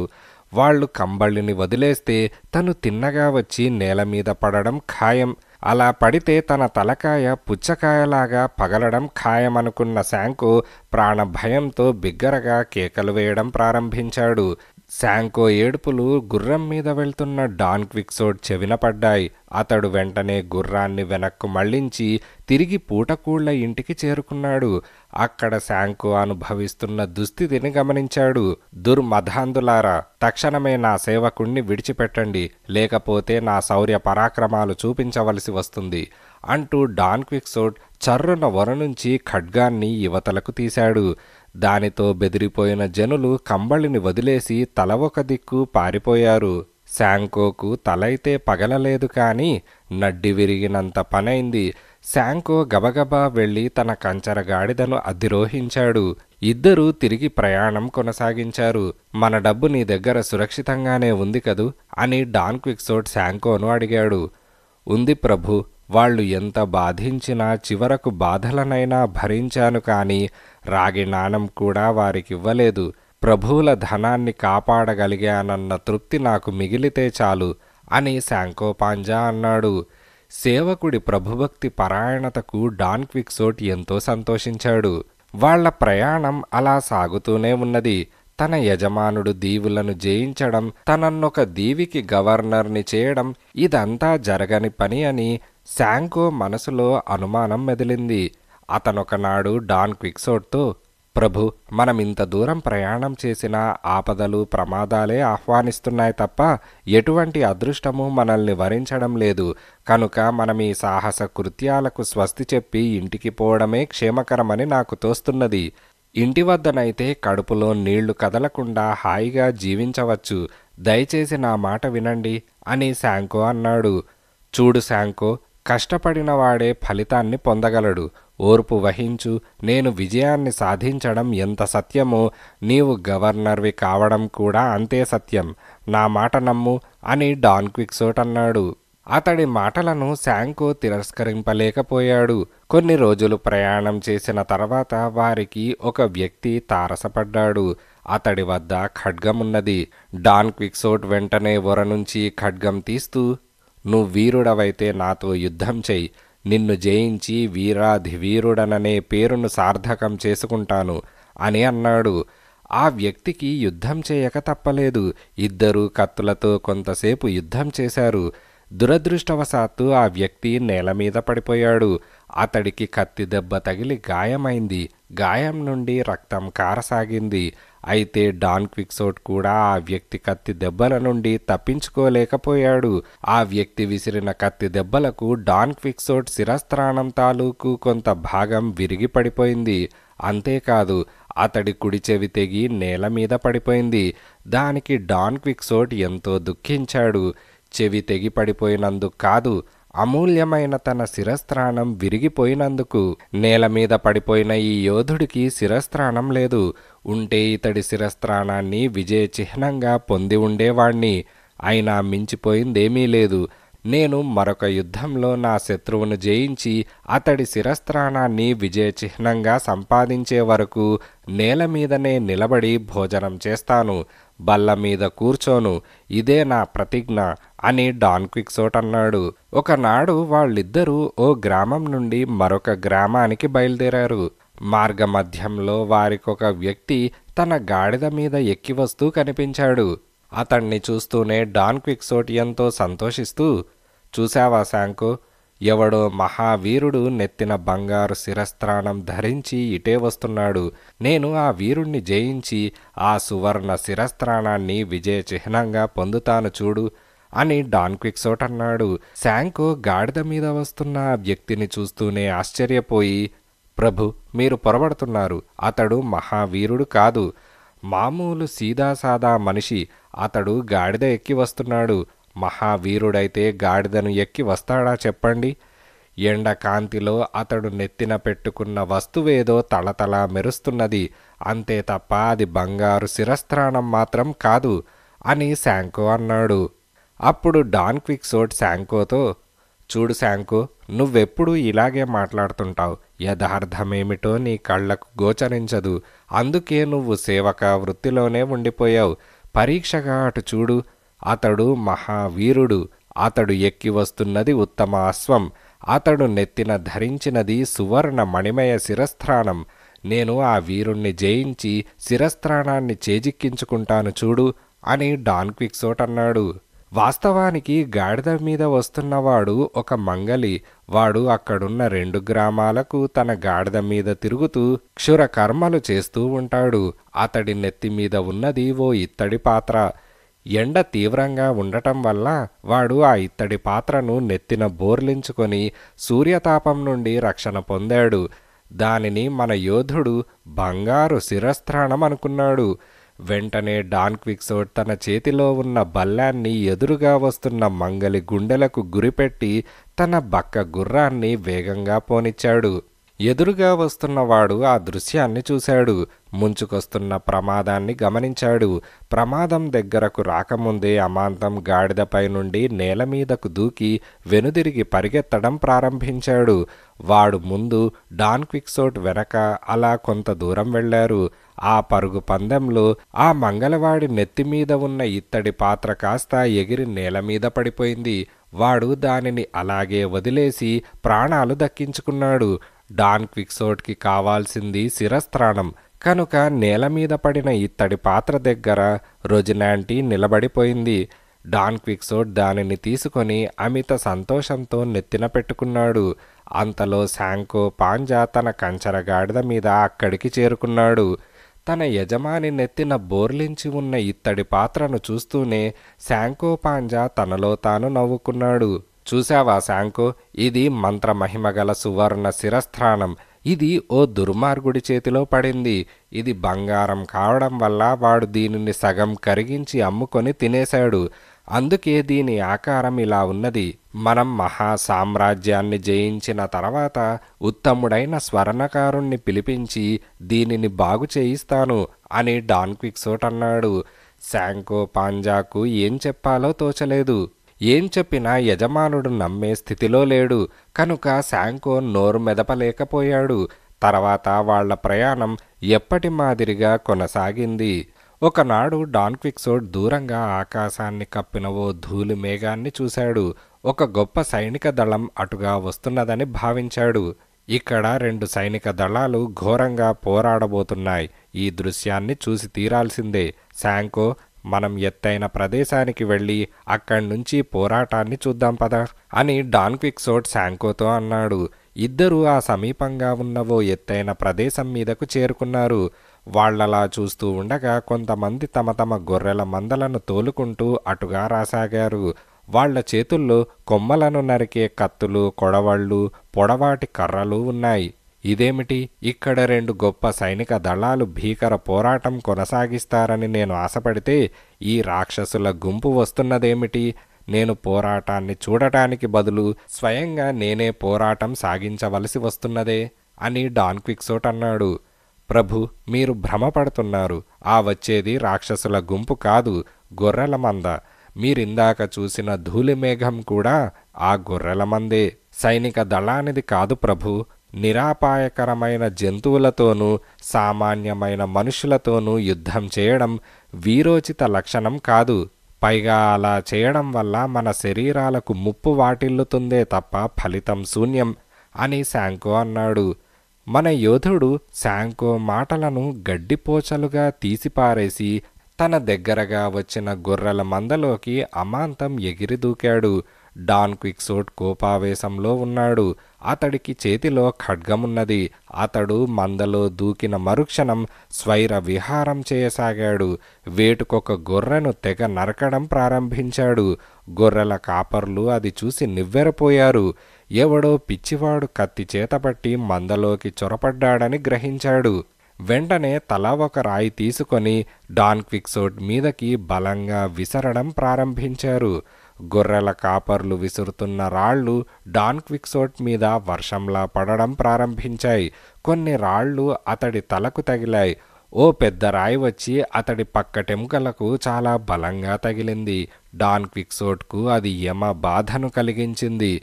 వెంటనే అతడు తన వద్ద ఉన్న ఓ సీసాను పైకి తీసి, ఇది సర్వబాధ నివారిణి ఔషధం అంటూ మూత తీసి సీసాను నోటి వద్ద పెట్టుకోబోయాడు. అంతలో ఓ రాయి విసురుగా వచ్చి సీసాకు తగిలింది. దాంతో సీసా ముక్కలు ముక్కలైపోయింది. అంతేకాదు, ఆ రాయి డాన్ క్విక్సోట్ మూతి పళ్లను కూడా రాలగొట్టింది. ఆ దెబ్బకు అతడు నేల మీద వెల్లకిల్లా పడిపోయాడు. అతడు చనిపోయాడని భయపడిన గొర్రెల కాపర్లు గొర్రెల మందలను అక్కడే విడిచిపెట్టి తలా ఒక దిక్కు పారిపోయారు. దూరంగా నిల్చొని ఈ భీభత్స దృశ్యాన్ని చూస్తున్న శాంకోపాంజా గొర్రెల కాపర్లు పారిపోగానే తన యజమాని వద్దకు పరిగెత్తుకుంటూ వచ్చాడు. అతడు అమితంగా బాధపడటం చూశాడు. తన యజమానుడి దుస్థితికి ఎంతో విచారించాడు. మహాప్రభు, మహావీరుల యుద్ధరీతికి సామాన్యుల దెబ్బలాటకు చాలా వ్యత్యాసముంటుందని లోగడ మీకు ఎన్నోసార్లు మనవి చేశాను. ఇప్పుడు కూడా ఆ గొర్రెల కాపర్ల మీదకు వెళ్ళవద్దని కూడా హెచ్చరించాను. అయినా మీరు నా మాటలను తృణీకరించారు. చూశారా దాని పర్యవసానం ఎలా ఉందో అని శాంకోపాంజా అన్నాడు. శాంకో, నాకు తెలియని విషయమంటూ లేదు. నీ చేత చెప్పించుకునే దుర్గతి నాకింకా పట్టలేదు. మొదట చూసినప్పుడు వాళ్లంతా రాక్షసులే. అయితే నా శత్రువు వాళ్లను గొర్రెలుగా మార్చివేశాడు. వాడు నా విజయాన్ని చూసి సహించలేడు. అయినా ఏనాటికైనా అంతిమ విజయం నాదే అని డాన్ క్విక్సోట్ అన్నాడు. అప్పటికి చీకటి పడబోతున్నది. ఆ రాత్రక్కడే విశ్రాంతి తీసుకుందామని నిశ్చయించుకున్నారు. వెంట తెచ్చుకున్న ఆహారమింత తిని నేల మీద గురక పెట్టి నిద్రపోయారు. అర్ధరాత్రి సమయంలో కొందరు దొంగలు అటుగా వచ్చారు. ఎన్ని చోట్ల వెతికినా ఒక్క వస్తువు కూడా ఆ దొంగల చేతికి చిక్కలేదు. చివరకు వాళ్ల కళ్లకు చెట్టుకు కట్టేసి ఉన్న బక్క గుర్రం, బలిష్టంగా ఉన్న కంచరగాడిద కనిపించాయి. వాళ్ళు రొజినాంటి గుర్రాన్ని కాకుండా కంచరగాడిదను విప్పి గుట్టు చప్పుడు కాకుండా తమ వెంట తోలుకుపోయారు. శాంకోపాంజా తెల్లవారిన తర్వాత లేచి తన వాహనం వంక చూసుకున్నాడు. కానీ కంచరగాడిద అక్కడుంటే కదా. పాపం శాంకోపాంజా దిక్కుతోచక నలుదిక్కులకు వెళ్ళి చూశాడు. అయినా అతడి గాడిద మాత్రం కనిపించలేదు. ఇక చేసేదేముంది? శాంకోపాంజా కూడా రొజినాంటిని అధిరోహించక తప్పలేదు. డాన్ క్విక్సోట్ను, అతడి ఇనప కవచాన్ని మోయడమే కష్టంగా ఉన్న బక్క గుర్రానికి శాంకోపాంజా అదనపు భారాన్ని మోయడం చాలా కష్టమైపోయింది. డాన్ క్విక్సోట్కు పదే పదే అతడి హృదయరాణి అయిన డల్సినియా గుర్తుకురాసాగింది. డల్సినియా రాకుమారి ఎలా ఉందో, ఆమె క్షేమ సమాచారాలు తెలియందే తనకు మనశ్శాంతి ఉండదు. మనశ్శాంతి లేని వీరుడు విజయ పరంపరలు ఎలా సాధించగలడు అని డాన్ క్విక్సోట్ మనసులో అనుకున్నాడు. వెంటనే శాంకోతో, నా ప్రియమైన సేవక శాంకో, చూడు, నీకొక బరువైన కార్యభారాన్ని అప్పగిస్తున్నాను. దానిని నువ్వు తప్ప ఇతరులెవ్వరూ సాధించలేరు అని అన్నాడు. చెప్పండి ప్రభు, మీరప్పగించే కార్యాన్ని దైవ కార్యంగా భావించి నెరవేర్చుకొని వస్తాను అని శాంకో అన్నాడు. చూడు శాంకో, నీకు మహారాణి, నా హృదయరాణి అయిన డల్సినియా రాకుమారి నాకు పదే పదే గుర్తుకు వస్తున్నది. నేను ఆమెకొక లేఖ రాసిస్తాను. నువ్వు ఆ లేఖను రాకుమారికి అందజేయాలి. అంతేకాదు, ఆమె వద్ద నుండి యోగక్షేమాలతో కూడిన సమాచారాన్ని కూడా తీసుకురావాలి అని డాన్ క్విక్సోట్ అన్నాడు. చిత్తం, ప్రభువుల ఆజ్ఞ శిరోధార్యం. లేఖను సిద్ధం చేయండి అని శాంకో అన్నాడు. డాన్ క్విక్సోట్ రాకుమారికి ఉత్తరం రాశాడు. దానిని శాంకోకు వినిపించాడు. లేఖ అద్భుతంగా ఉందని శాంకో మెచ్చుకున్నాడు. అతడు ఆ ఉత్తరాన్ని తీసుకొని టోబోసో దిక్కుగా ప్రయాణం సాగించాడు. మరునాటికి అతడు పూర్వం ఒకసారి తనను అవమానించిన పూటకూళ్ల ఇంటికి చేరుకున్నాడు. అదే సమయంలో ఇద్దరు వ్యక్తులు లోపల నుండి యువతలకు వచ్చారు. వారు డాన్ క్విక్సోట్ స్నేహితులైన మతాధికారి మంగలి. వాళ్ళు శాంకో పాంజాను స్నేహపూర్వకంగా పలకరించారు. శాంకో వాళ్లతో తన వృత్తాంతం యావత్తూ తెలియజేశాడు. డాన్ క్విక్సోట్ను ఇంటికి తీసుకుపోవడం ఎలాగా అని ఇద్దరు స్నేహితులు బాగా ఆలోచించారు. మతాధికారి ఓ యువతి వేషం, మంగలి సేవకుడి వేషం ధరించి శాంకోతో కలిసి డాన్ క్విక్సోట్ కూర్చున్న చోటికి వచ్చారు. ఎవరు మీరు అని డాన్ క్విక్సోట్ అడిగాడు. యోధాగ్రేసరా, నీకొక ముఖ్యమైన విషయం తెలియజేయటానికి కష్టనష్టాల కోర్చి ఇక్కడికి చేరుకున్నాం. అదేమిటంటే, నీ హృదయరాణి అయిన డల్సినియా రాకుమారిని ఒక దుర్మార్గుడు పట్టి క్రూరంగా బాధపెడుతున్నాడు. నీవు వచ్చి ఆమెను రక్షించుకోవలసిన సమయం ఆసన్నమైంది అని యువతి వేషంలో ఉన్న మతాధికారి చెప్పాడు. అవును, నిజమే అని శాంకో విచారవదనంతో అన్నాడు. డాన్ క్విక్సోట్ దిగ్గున లేచాడు. ఆయుధాలు ధరించాడు. టోబోసో వెళ్ళి రాకుమారిని రక్షించుకోవాలని నిశ్చయించుకున్నాడు. ఆ నలుగురు ప్రయాణం చేసి తిరిగి పూటకూళ్ల ఇంటికి చేరుకున్నారు. అక్కడ డాన్ క్విక్సోట్కు అన్ని సౌకర్యాలు ఏర్పాటు చేయబడ్డాయి. సుష్టిగా భోజనం చేసి డాన్ క్విక్సోట్ హాయిగా నిద్రపోయాడు. ఈ లోపల డాన్ క్విక్సోట్ స్నేహితులు అతన్ని ఇంటికి ఎలా తీసుకువెళ్లాలా అని దీర్ఘంగా ఆలోచించారు. అందుకు తగిన ఏర్పాట్లన్నీ చేశారు. పూటకూళ్ల ఇంట్లో పనిచేస్తున్న సేవకులు మారువేషాలు వేసుకొని వచ్చి నిద్రపోతున్న డాన్ క్విక్సోట్ కాళ్ళు చేతులు తాళ్లతో గట్టిగా బంధించారు. డాన్ క్విక్సోట్ నిద్ర మేల్కొని చుట్టూ చూశాడు. అతడికి కొత్త ముఖాలు కనిపించాయి. వాళ్ళు మాంత్రికుడి గురించి మాట్లాడుకోసాగారు. అయితే ఇదంతా నా శత్రువైన మాంత్రికుడి పన్నాగమన్నమాట. వాడి అనుచరులను పంపి నిద్రిస్తున్న నన్ను మాయోపాయంతో బంధించాడు. నేను ఎలాగైనా తప్పించుకొని ముందుగా మాంత్రికుణ్ణి నాశనం చేయాలి అని డాన్ క్విక్సోట్ అనుకున్నాడు. ఆ తర్వాత వాళ్ళు డాన్ క్విక్సోట్ను పెద్ద బోనులో ఉంచారు. ఆ బోనును అతి కష్టం మీద ఓ ఎద్దుల బండి మీదకు ఎక్కించారు. 6 రోజులు ఏకధాటిగా ప్రయాణం చేసి చివరకు మతాధికారి మంగలి, శాంకోపాంజా ఎద్దుల బండితో సహా తమ గ్రామ పొలిమేరలకు చేరుకున్నారు. డాన్ క్విక్సోట్ కొంతకాలం ఇంటి వద్ద బుద్ధిమంతుడిలా విశ్రాంతి తీసుకున్నాడు. అతడికి పూర్తి ఆరోగ్యం చిక్కింది. తిరిగి అతడి మనస్సు సాహస కృత్యాల వైపు పరుగుపెట్టసాగింది. డల్సినియా రాకుమారి అతడికి పదే పదే గుర్తుకు రాసాగింది. శాంకోపాంజా మామూలు ప్రకారం కూలి పనులకు పోతున్నాడు. అయినా అతడికి డాన్ క్విక్సోట్తో గడిపిన రోజులు గుర్తుకు వస్తూనే ఉన్నాయి. ఎన్నాళ్ళు ఇలా కూలీనాలి చేసుకొని జీవించడం, ఎదుగు బొదుగు లేని జీవితం. ఆ మహావీరుణ్ణి నమ్ముకొని ఉంటే ఏనాటికైనా గవర్నర్ని కాకుండా పోతానా? అయితే ఏం లాభం, నాకు ప్రాప్తం లేదు అని శాంకో తన మనసులో అనుకునేవాడు. ఒకనాటి అర్ధరాత్రి డాన్ క్విక్సోట్ శాంకోపాంజాను కలుసుకొని, నేను తిరిగి సాహసయాత్రలకు బయలుదేరుతున్నాను. ఈసారి చాలా పట్టుదలతో ఉన్నాను. రాజ్యాలు జయించడం ఖాయం. నిన్నొక దీవికి గవర్నర్ని చేయడం ఖాయం.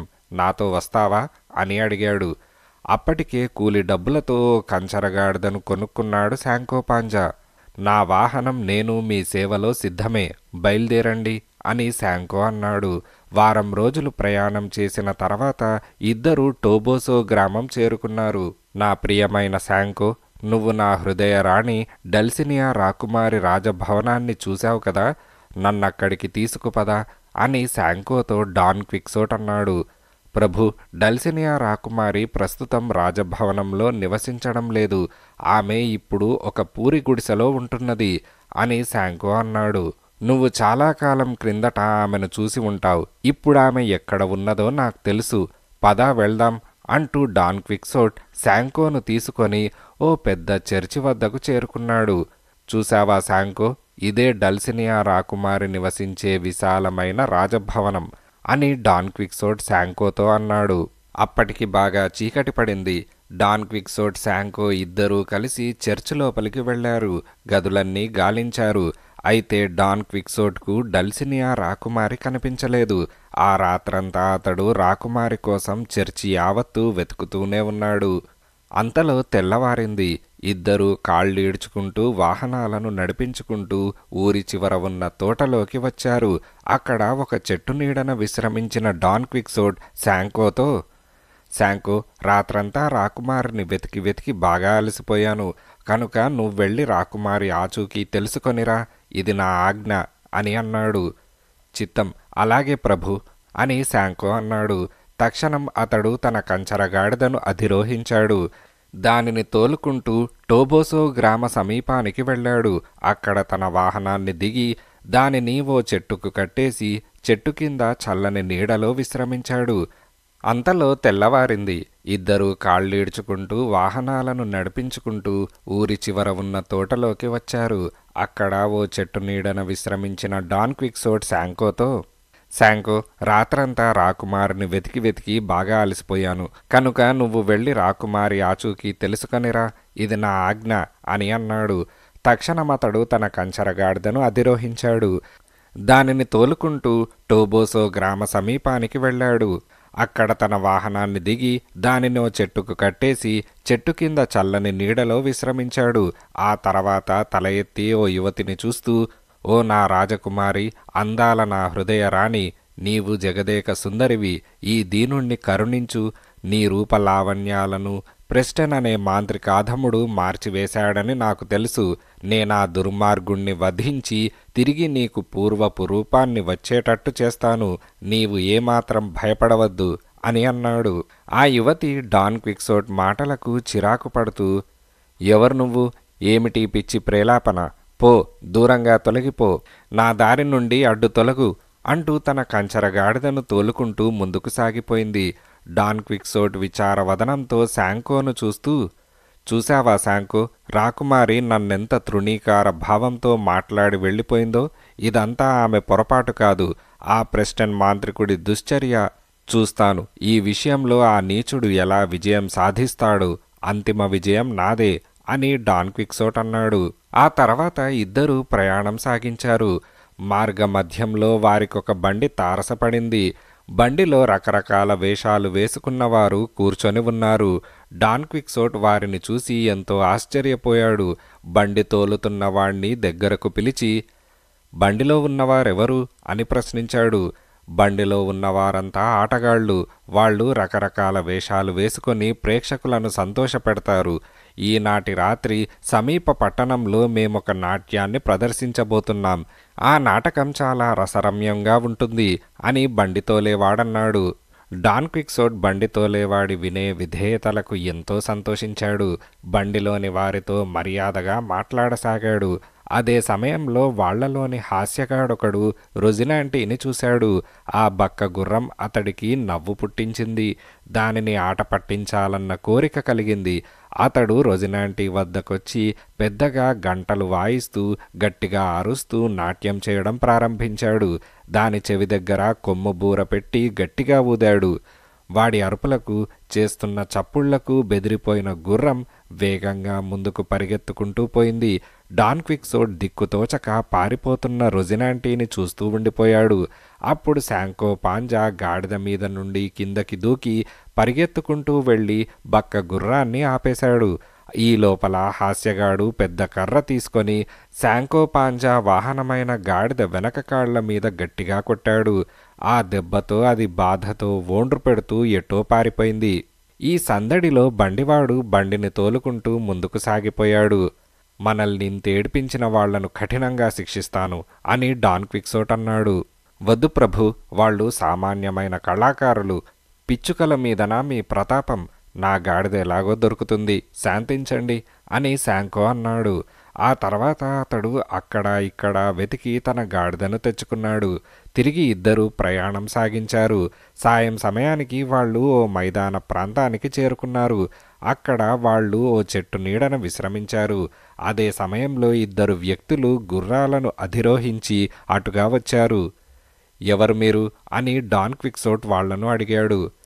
నేను మహాయోధుణ్ణి, ఇతడు నా సేవకుడు అని డాన్ క్విక్సోట్ చెప్పాడు. నువ్వు మహాయోధుడివా అంటూ డాన్ క్విక్సోట్ ఈర్షతో అడిగాడు. నేను మహాయోధుణ్ణే కాదు, వీరాధి వీరుణ్ణి కూడా. నేను ఎందరో మహాయోధులను జయించాను. నన్ను మించిన యోధుడు ఈ ప్రపంచంలోనే లేడు అని ఆ వచ్చిన వ్యక్తి అన్నాడు. డాన్ క్విక్సోట్ ఆగ్రహంతో, నువ్వు నన్ను మించిన మొనగాడివా అని అన్నాడు. నువ్వు మహాయోధుడు డాన్ క్విక్సోట్ కన్నా గొప్ప యోధుడివా ఏమిటి? అటువంటి డాన్ క్విక్సోట్నే ద్వంద్వ యుద్ధంలో ఓడించిన వీరాధి వీరుడు తెలుసా అని ఆ వచ్చిన వ్యక్తి అన్నాడు. డాన్ క్విక్సోట్ కళ్ళెర్రజేస్తూ, నువ్వు చెబుతున్న డాన్ క్విక్సోట్ను నేనే. నన్ను నువ్వెప్పుడోడించావు అని అన్నాడు.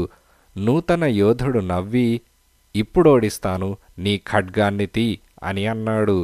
అప్పటికి బాగా చీకటి పడింది. చీకట్లో యుద్ధమేమిటి, రేపుదయాన్నే ప్రారంభిద్దాం అని డాన్ క్విక్సోట్ అన్నాడు. దానికి నూతన యోధుడు అంగీకరించాడు. ఆ రాత్రి నలుగురు కూర్చొని భోజనం చేశారు. సరదాగా పిచ్చాపాటి మాట్లాడుకుంటూ మత్తు పానీయం సేవించారు. ఆ తర్వాత హాయిగా పడుకొని నిద్రపోయారు. తెల్లవారగానే నలుగురు లేచారు.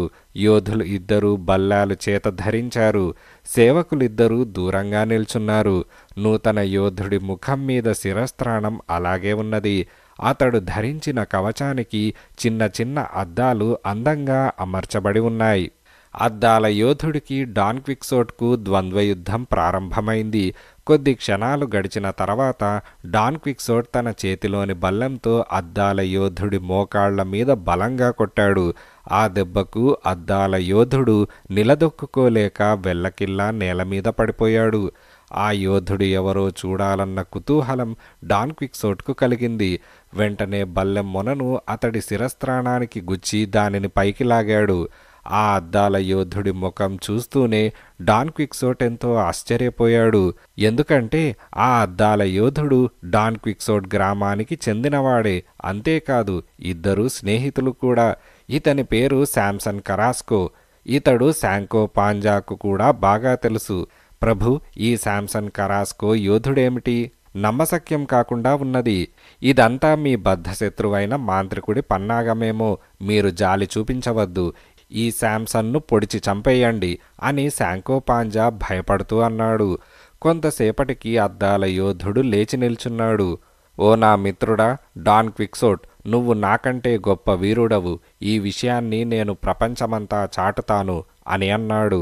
డాన్ క్విక్సోట్ ఎంతో సంతోషించి అతన్ని స్వేచ్ఛగా విడిచిపెట్టాడు. అద్దాల యోధుడు తన సేవకుడితో తిరిగి ప్రయాణం సాగించాడు. కొంత దూరం వెళ్ళిన తర్వాత, నేనెప్పటికైనా సరే డాన్ క్విక్సోట్ మీద పగ తీర్చుకుంటాను. అతన్ని ద్వంద్వ యుద్ధంలో తప్పక ఓడించి విజయం సాధిస్తాను. ఇది నా ప్రతిజ్ఞ అని అద్దాల యోధుడు తన సేవకుడితో అన్నాడు. డాన్ క్విక్సోట్ శాంకో పాంజా తిరిగి ప్రయాణం సాగించారు. అలా పోగా పోగా మార్గంలో వారికొక పెద్ద బండి కనిపించింది. ఆ బండి మీద పెద్ద బోనున్నది. ఆ బోను బలమైన చెక్కలతో తయారు చేయబడింది. అందులో ఏముందో బయటకు కనిపించడం లేదు, కానీ దానికొక తలుపున్నది. డాన్ క్విక్సోట్ బండివాడిని ఆపి, నీ బండి మీద ఉన్న ఆ భోషాణమేమిటి? అందులో ఏమున్నది అని అడిగాడు. ఇందులో భయంకరమైన సింహమున్నది. ఈ సింహాన్ని గవర్నర్ గారు ఒకరు మన మహారాజు గారికి బహుమానంగా ఇచ్చారు. కనుక దీనిని రాజధానికి తీసుకుపోతున్నాను అని బండివాడన్నాడు. ఓహో అలాగా. నేను మనుషులతో పోరాడాను గాని క్రూర మృగాలతో పోరాడలేదు. నేనిప్పుడు ఈ సింహంతో యుద్ధం చేస్తాను. దానిని బయటికి విడిచిపెట్టు అని డాన్ క్విక్సోట్ ఆవేశంగా అన్నాడు. బండివాడు నవ్వి, నువ్వు భయంకరమైన సింహంతో పోట్లాడతావా? 4 కాలాల పాటు నీకు బతకాలనే ఆశ లేదా? అసలే ఇది ఆకలితో ఉన్నది. ఎదురుగా నిన్ను చూసి చూడగానే అమాంతం నీ మీదకు దూకుతుంది. రొట్టె ముక్క నమిలినట్టు చప్పరించి పారేస్తుంది తెలుసా అని అన్నాడు. డాన్ క్విక్సోట్ అతడి మాటలు వినిపించుకోలేదు. సింహాన్ని బయటకు తీయవలసిందేనంటూ పట్టుబట్టాడు. బండివాడికి ఏం చేయాలో అర్థం కాలేదు. ఇది మహారాజు గారికి బహుమానంగా పంపిన సింహం. దీనిని తీసుకువెళ్ళకపోతే మహారాజు గారు నా ప్రాణాలు తీసేస్తారు అని బండివాడు ఏడుపు ముఖం పెట్టి అన్నాడు. డాన్ క్విక్సోట్ చర్రున వర నుంచి ఖడ్గం లాగి, మహారాజు గారు నీ ప్రాణాలు తీస్తారో లేదో నాకు తెలియదు, కానీ నువ్వు బోను తలుపు తక్షణం తీయకపోయావో ఈ క్షణంలోనే నీ ప్రాణాలు ఎగిరిపోతాయి అని డాన్ క్విక్సోట్ అన్నాడు.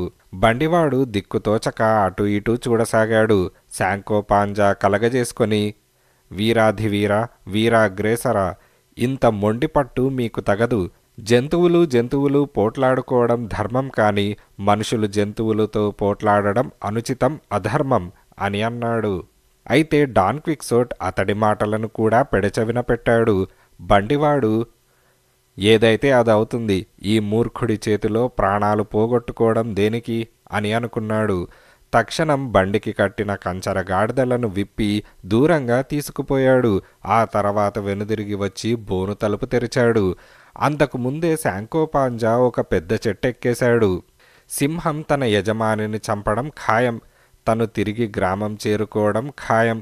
గవర్నర్ పదవి పోయినట్టే, ఇక కూలి పని చేయడం తప్ప మరొక మార్గం లేదు అని శాంకో అనుకున్నాడు.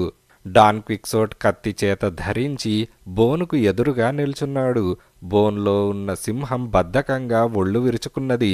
ఎదురుగా నిల్చున్న వ్యక్తిని పరీక్షగా చూసింది. బోన్లో అటూ ఇటూ 2-3 సార్లు పచార్లు చేసింది. మళ్ళీ డాన్ క్విక్సోట్ వైపు పరీక్షగా చూసింది.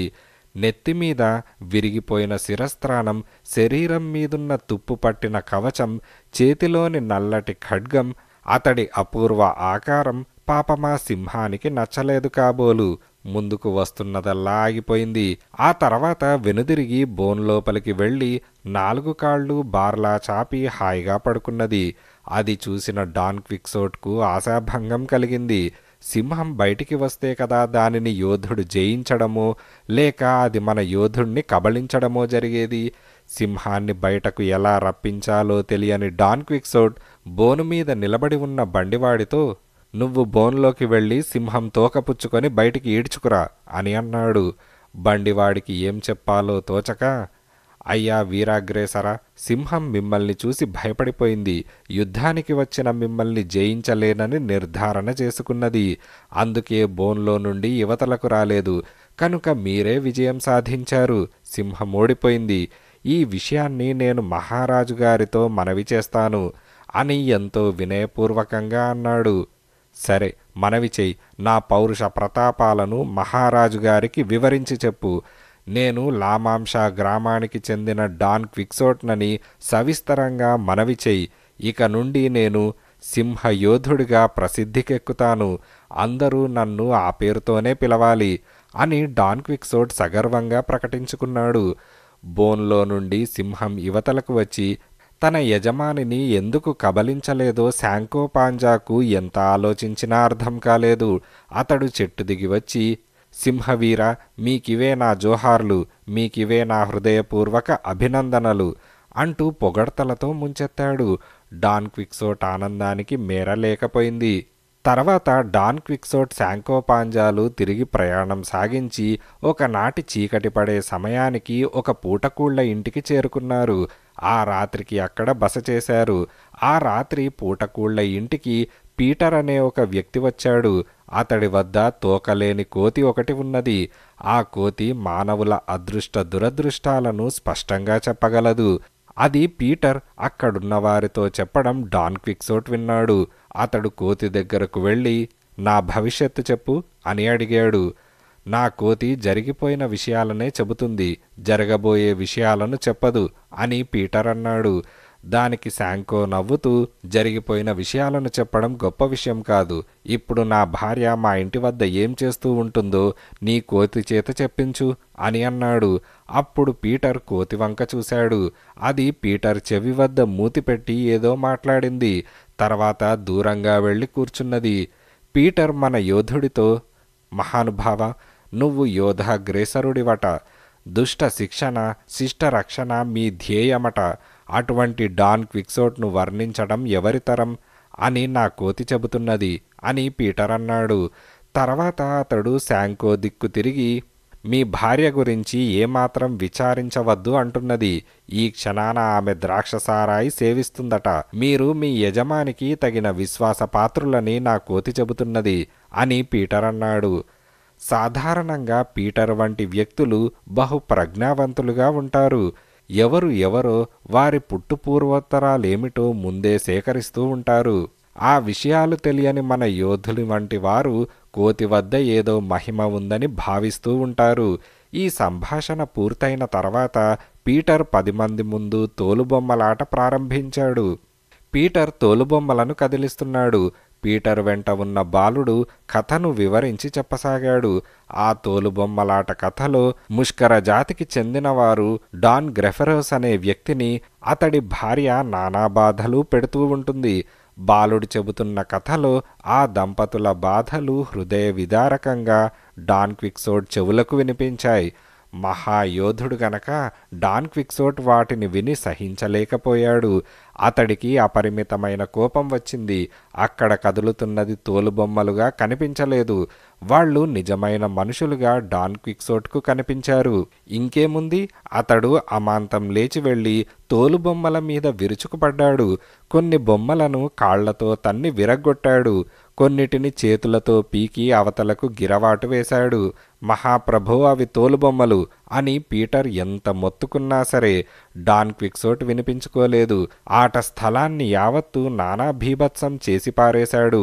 అటు చూస్తున్న ప్రేక్షకులు అతన్ని వారించకపోగా అతడి భీకర ఆకారం చూసి తలా ఒక దిక్కు పారిపోయారు. అంతా జరిగిపోయిన తర్వాత డాన్ క్విక్సోట్ శాంతించి ముష్కర పీడిత దంపతులను రక్షించాను, అందుకు నాకెంతో ఆనందంగా ఉన్నది అని అన్నాడు. మీరు నన్ను సర్వనాశనం చేశారు. వీటి మీద బ్రతికే నాకు జీవనాధారం లేకుండా చేశారు. ఇప్పుడు నేను ఇంటికి వెళ్ళి భిక్షమెత్తుకుంటేనే గాని నా పొట్ట గడవదు అంటూ పీటర్ శోకాలు మొదలుపెట్టాడు. అప్పుడు శాంకో పీటర్ని ఓదారుస్తూ, నువ్వేమీ దిగులు పెట్టుకోకు, మా యజమానుడు దీనులను ఆదుకునే భూతదయాపరుడు. నీకెంత నష్టం జరిగిందో అంత సొమ్ము ఇచ్చేస్తాడు అని అన్నాడు. పీటర్ డాన్ క్విక్సోట్ ముఖం వంక దీనంగా చూశాడు. అవును, ముమ్మాటికి నేను దీనజన రక్షకుణ్ణే. నా సేవకుడు చెప్పిన దానిలో అణుమాత్రం కూడా అసత్యం లేదు. దుష్టులను శిక్షించాలనుకున్నాను, శిక్షించాను. నీకు జరిగిన నష్టమెంతో చెప్పు అని అన్నాడు. పీటర్ తన నష్టానికి 10 హెచ్చుగా చెప్పాడు. ఆ డబ్బును పీటర్కు ఇవ్వవలసిందిగా తన సేవకుడికి ఆజ్ఞ జారీ చేశాడు. శాంకో ఆ డబ్బు పీటర్కి ఇచ్చేశాడు. తెల్లవారిన తర్వాత పూటకూళ్ల ఇంటి నుండి వాళ్ళిద్దరూ తిరిగి ప్రయాణం సాగించారు. ఆ విధంగా కొన్ని రోజులు ప్రయాణం చేసిన తర్వాత శాంకో పాంజా తన యజమానితో, ప్రభు, మన ప్రయాణం నిరంతరం సాగుతూనే ఉన్నది. ఇలా రోజులు, వారాలు, నెలలు గడిచిపోతూనే ఉన్నాయి. మన లక్ష్యమేమిటో తెలియదు. మనం ఏమి సాధించాలనుకుంటున్నామో కూడా తెలియదు. దానివల్ల మీరు ఒనగూడే ప్రయోజనమేమిటో కూడా నాకు అర్థం కావడం లేదు. మనకు రుచికరమైన భోజనం లేదు, రుచికరమైన పానీయాలు లేవు. కటిక నేల మీదనే శయనిస్తున్నాం. హాయిగా ఇంటికి పోయి బ్రతుకు వెళ్ళబుచ్చడమే క్షేమమని నాకు తోస్తున్నది. దయచేసి నా జీతం లెక్క కట్టిచ్చేయండి, నేనింటికి పోతాను అని శాంకో పాంజా అన్నాడు. అప్పుడు డాన్ క్విక్సోట్ వేదాంతిలా నవ్వి, చూడు శాంకో, నీది వట్టి మట్టి బుర్ర. నువ్వు నిజంగా తెలివిలేని గాడిదవు. నా లక్ష్యం వీరాధివీరుణ్ణి కావడం. నేనయ్యాను కదా. అంతకు మించిన సింహయోధుడన్న బిరుదు కూడా పొందగలిగాను. నాకింకేం కావాలి? అయితే నా ఈ శ్రమ యావత్తూ నీకోసమే అని అన్నాడు. శాంకో పాంజా నోరు వెళ్ళబొట్టి, నాకోసమా ప్రభు? అదెలా అని ఆశ్చర్యంగా అడిగాడు. అవును, నీకోసమే నా కృషి యావత్తు. యోధుడనేవాడు ఇచ్చిన మాట నిలబెట్టుకుంటాడు. నీ కోరిక నెరవేరుస్తానని వాగ్దానం చేశాను. నా మాట నిలబెట్టుకుంటాను. నిన్నొక పెద్ద దీవికి గవర్నర్ని చేస్తాను. అది త్వరలోనే జరుగుతుంది. నా మాట నమ్ము అని డాన్ క్విక్సోట్ అన్నాడు. అది వింటూనే శాంకో ఉబ్బితబ్బిబ్బయ్యాడు. మహాప్రభు, మీ లక్ష్యమేమిటో నాకు పూర్తిగా అర్థమైంది. ఇంతకు క్రితం అజ్ఞానంతో అన్న మాటలు పట్టించుకోకండి. ఈ సేవకుడు మీకు జీవితాంతం సేవలు చేస్తూనే ఉంటాడు. గవర్నర్ పదవి దక్కినా దక్కకున్నా సరే అని వినయంగా అన్నాడు. డాన్ క్విక్సోట్ సేవకుణ్ణి క్షమించాడు. తిరిగి ఇద్దరూ ప్రయాణం సాగించారు. ఒకనాడు వాళ్ళిద్దరూ రాజమార్గం గుండా కబుర్లు చెప్పుకుంటూ తమ వాహనాల మీద నెమ్మదిగా వస్తున్నారు. అదే సమయంలో వారికి కొద్ది దూరంలో కొంతమంది మనుషులు గుర్రాల మీద వస్తూ కనిపించారు. వాళ్ల మధ్యగా ఒక అందమైన యువతి బాగా అలంకరించుకొని రాచ టీవీతో గుర్రం మీద వస్తున్నది. మిగిలిన వాళ్ళు రాజభటులు. వాళ్ల చేతులలో బల్లేలు ఉన్నాయి. ఆ యువతిని చూస్తూనే డాన్ క్విక్సోట్ ఆనంద పారవస్యంలో మునిగిపోయి, శాంకో శాంకో పాంజా, అదిగో నా హృదయాది దేవత డల్సినియా రాకుమారి నన్ను ఆహ్వానించేందుకు మంది మార్బలంతో వస్తున్నది. నువ్వు ఆ కంచరగాడిదను దిగి తక్షణం రాజకుమారి వద్దకు వెళ్ళు. నేనెవరో, నా వాంఛ ఏమిటో ఆమెకు వినిపించి చెప్పు. వెళ్ళు వెళ్ళు అని డాన్ క్విక్సోట్ తొందరపెట్టాడు. శాంకో చప్పున వాహనాన్ని దిగి వాళ్ల ముందుకు పరిగెత్తుకుంటూ వెళ్ళాడు. ఆ యువతి ముందు మోకరిల్లాడు. ఎవరు నువ్వు అని ఆ యువతి అన్నది. డల్సినియా రాకుమారికి జయము, జయము, ఘనత వహించిన రాకుమారి జయము. నేను ప్రపంచ ప్రసిద్ధిగాంచిన మహాయోధుడు వీరాగ్రేసరుడు అయిన డాన్ క్విక్సోట్ ప్రభువుల సేవకుణ్ణి. అదిగో వారు అక్కడ తమ అశ్వరాజం మీద ఉపవిష్టులై ఉన్నారు. వారి సందేశం తమతో మనవి చేయమన్నారు అని శాంకో పాంజా అన్నాడు. ఏమిటా సందేశం అని ఆ యువతి అన్నది. యోధాగ్రేసరుడైన డాన్ క్విక్సోట్ డల్సినియా రాకుమారి సేవలు చేసేందుకు సిద్ధంగా ఉన్నాడు అని మా యజమాని మీతో చెప్పమన్న సందేశం రాకుమారి అని శాంకో అన్నాడు. వాస్తవానికి ఆమె ఓ ప్రభు భార్య. ప్రభు కూడా ఆమె సరసనే ఉన్నాడు. శాంకో చెప్పిన మాటలు మహారాణికి కోపం తెప్పించాయి. ఆమె శాంకోతో ఏదో చెప్పబోయేంతలో మహారాజు ఆమెను వారించాడు. మహారాజు మహారాణి కొంతసేపు రహస్యంగా ముచ్చటించుకున్నారు. మహారాజు డాన్ క్విక్సోట్ పేరును ఇంతకు క్రితమే విని ఉన్నాడు. ఎవరో గవర్నర్ సింహాన్ని బహుమానంగా పంపింది ఈ ప్రభువుకే. అప్పుడు మహారాణి శాంకోను లేవమని చెప్పి, నేను అటువంటి సింహయోధుణ్ణి కలుసుకోవాలని ఎంతో కుతూహలపడుతున్నానని మీ యజమానితో చెప్పు అని అన్నది. శాంకో పాంజా వేగంగా వచ్చి మహారాణి సందేశాన్ని తన యజమానికి వినిపించాడు. అప్పుడు డాన్ క్విక్సోట్ తన గుర్రం మీద వేగంగా వాళ్ల వద్దకు వచ్చాడు. అక్కడ ఆతృతగా గుర్రాన్ని దిగబోయి నేల మీద వెల్లకిల్లా పడిపోయాడు. అతడికి సహాయం చేయవలసిందిగా మహారాజు తన సేవకులను ఆజ్ఞాపించాడు. వాళ్ళు డాన్ క్విక్సోట్ను లేవదీసి నిల్చుండబెట్టారు. యోధాగ్రేసరా, నిన్ను నీ సేవకుణ్ణి మా కోటకు ఆహ్వానిస్తున్నాను. మీరు తప్పకుండా మా ఆతిథ్యాన్ని స్వీకరించి మరీ వెళ్ళాలి. ఇది మా కోరిక అని మహారాజన్నాడు. డాన్ క్విక్సోట్ వాళ్ల ఆహ్వానాన్ని సంతోషంగా అంగీకరించాడు. అందరూ కలిసి కోటకు చేరుకున్నారు. డాన్ క్విక్సోట్ శాంకో పాంజాలు రాజదంపతులతో కలిసి విందు భోజనాన్ని ఆరగించారు. కొన్నాళ్లపాటు ఆ ఇద్దరినీ రాజభవనంలోనే ఉంచి వాళ్ల మాటలు చేష్టలు విని ఆనందించాలని, చూసి సంతోషించాలని, ఓ విధంగా కాలక్షేపం చేయాలని రాజదంపతులు ఓ నిశ్చయానికి వచ్చారు. భోజనాలైన తర్వాత, యోధాగ్రేసర, మీరు మా అతిథులు, అందున సింహయోధ బిరుదాంకితులు. మిమ్మల్ని సన్మానించడం మా కర్తవ్యంగా భావిస్తున్నాం. మీ మనసులో ఏదైనా కోరిక ఉంటే చెప్పండి, దానిని తప్పక తీరుస్తాం అని మహారాజు డాన్ క్విక్సోట్తో అన్నాడు. అప్పుడు డాన్ క్విక్సోట్, ప్రభు, నాకు కోరికలంటూ ఏమీ లేవు. కానీ నా సేవకుడికి ఒక కోరిక ఉండిపోయింది. దానిని నెరవేరుస్తానని అతడికి వాగ్దానం చేశాను. నా మాట నిలబెట్టండి, నాకంతే చాలు అని డాన్ క్విక్సోట్ అన్నాడు. అది ఎంతటి కష్టతరమైనా సరే నెరవేర్చగలనని వాగ్దానం చేస్తున్నాను. మీ సేవకుని కోరిక ఏమిటో చెప్పండి అని మహారాజన్నాడు. శాంకో పాంజాకు కావాల్సిన గవర్నర్ పదవి గురించి డాన్ క్విక్సోట్ మహారాజుకు వివరించి చెప్పాడు. మా రాజ్యానికి చెందిన ఓ పెద్ద దీవికి శాంకో పాంజాను గవర్నర్గా ప్రకటిస్తున్నాం.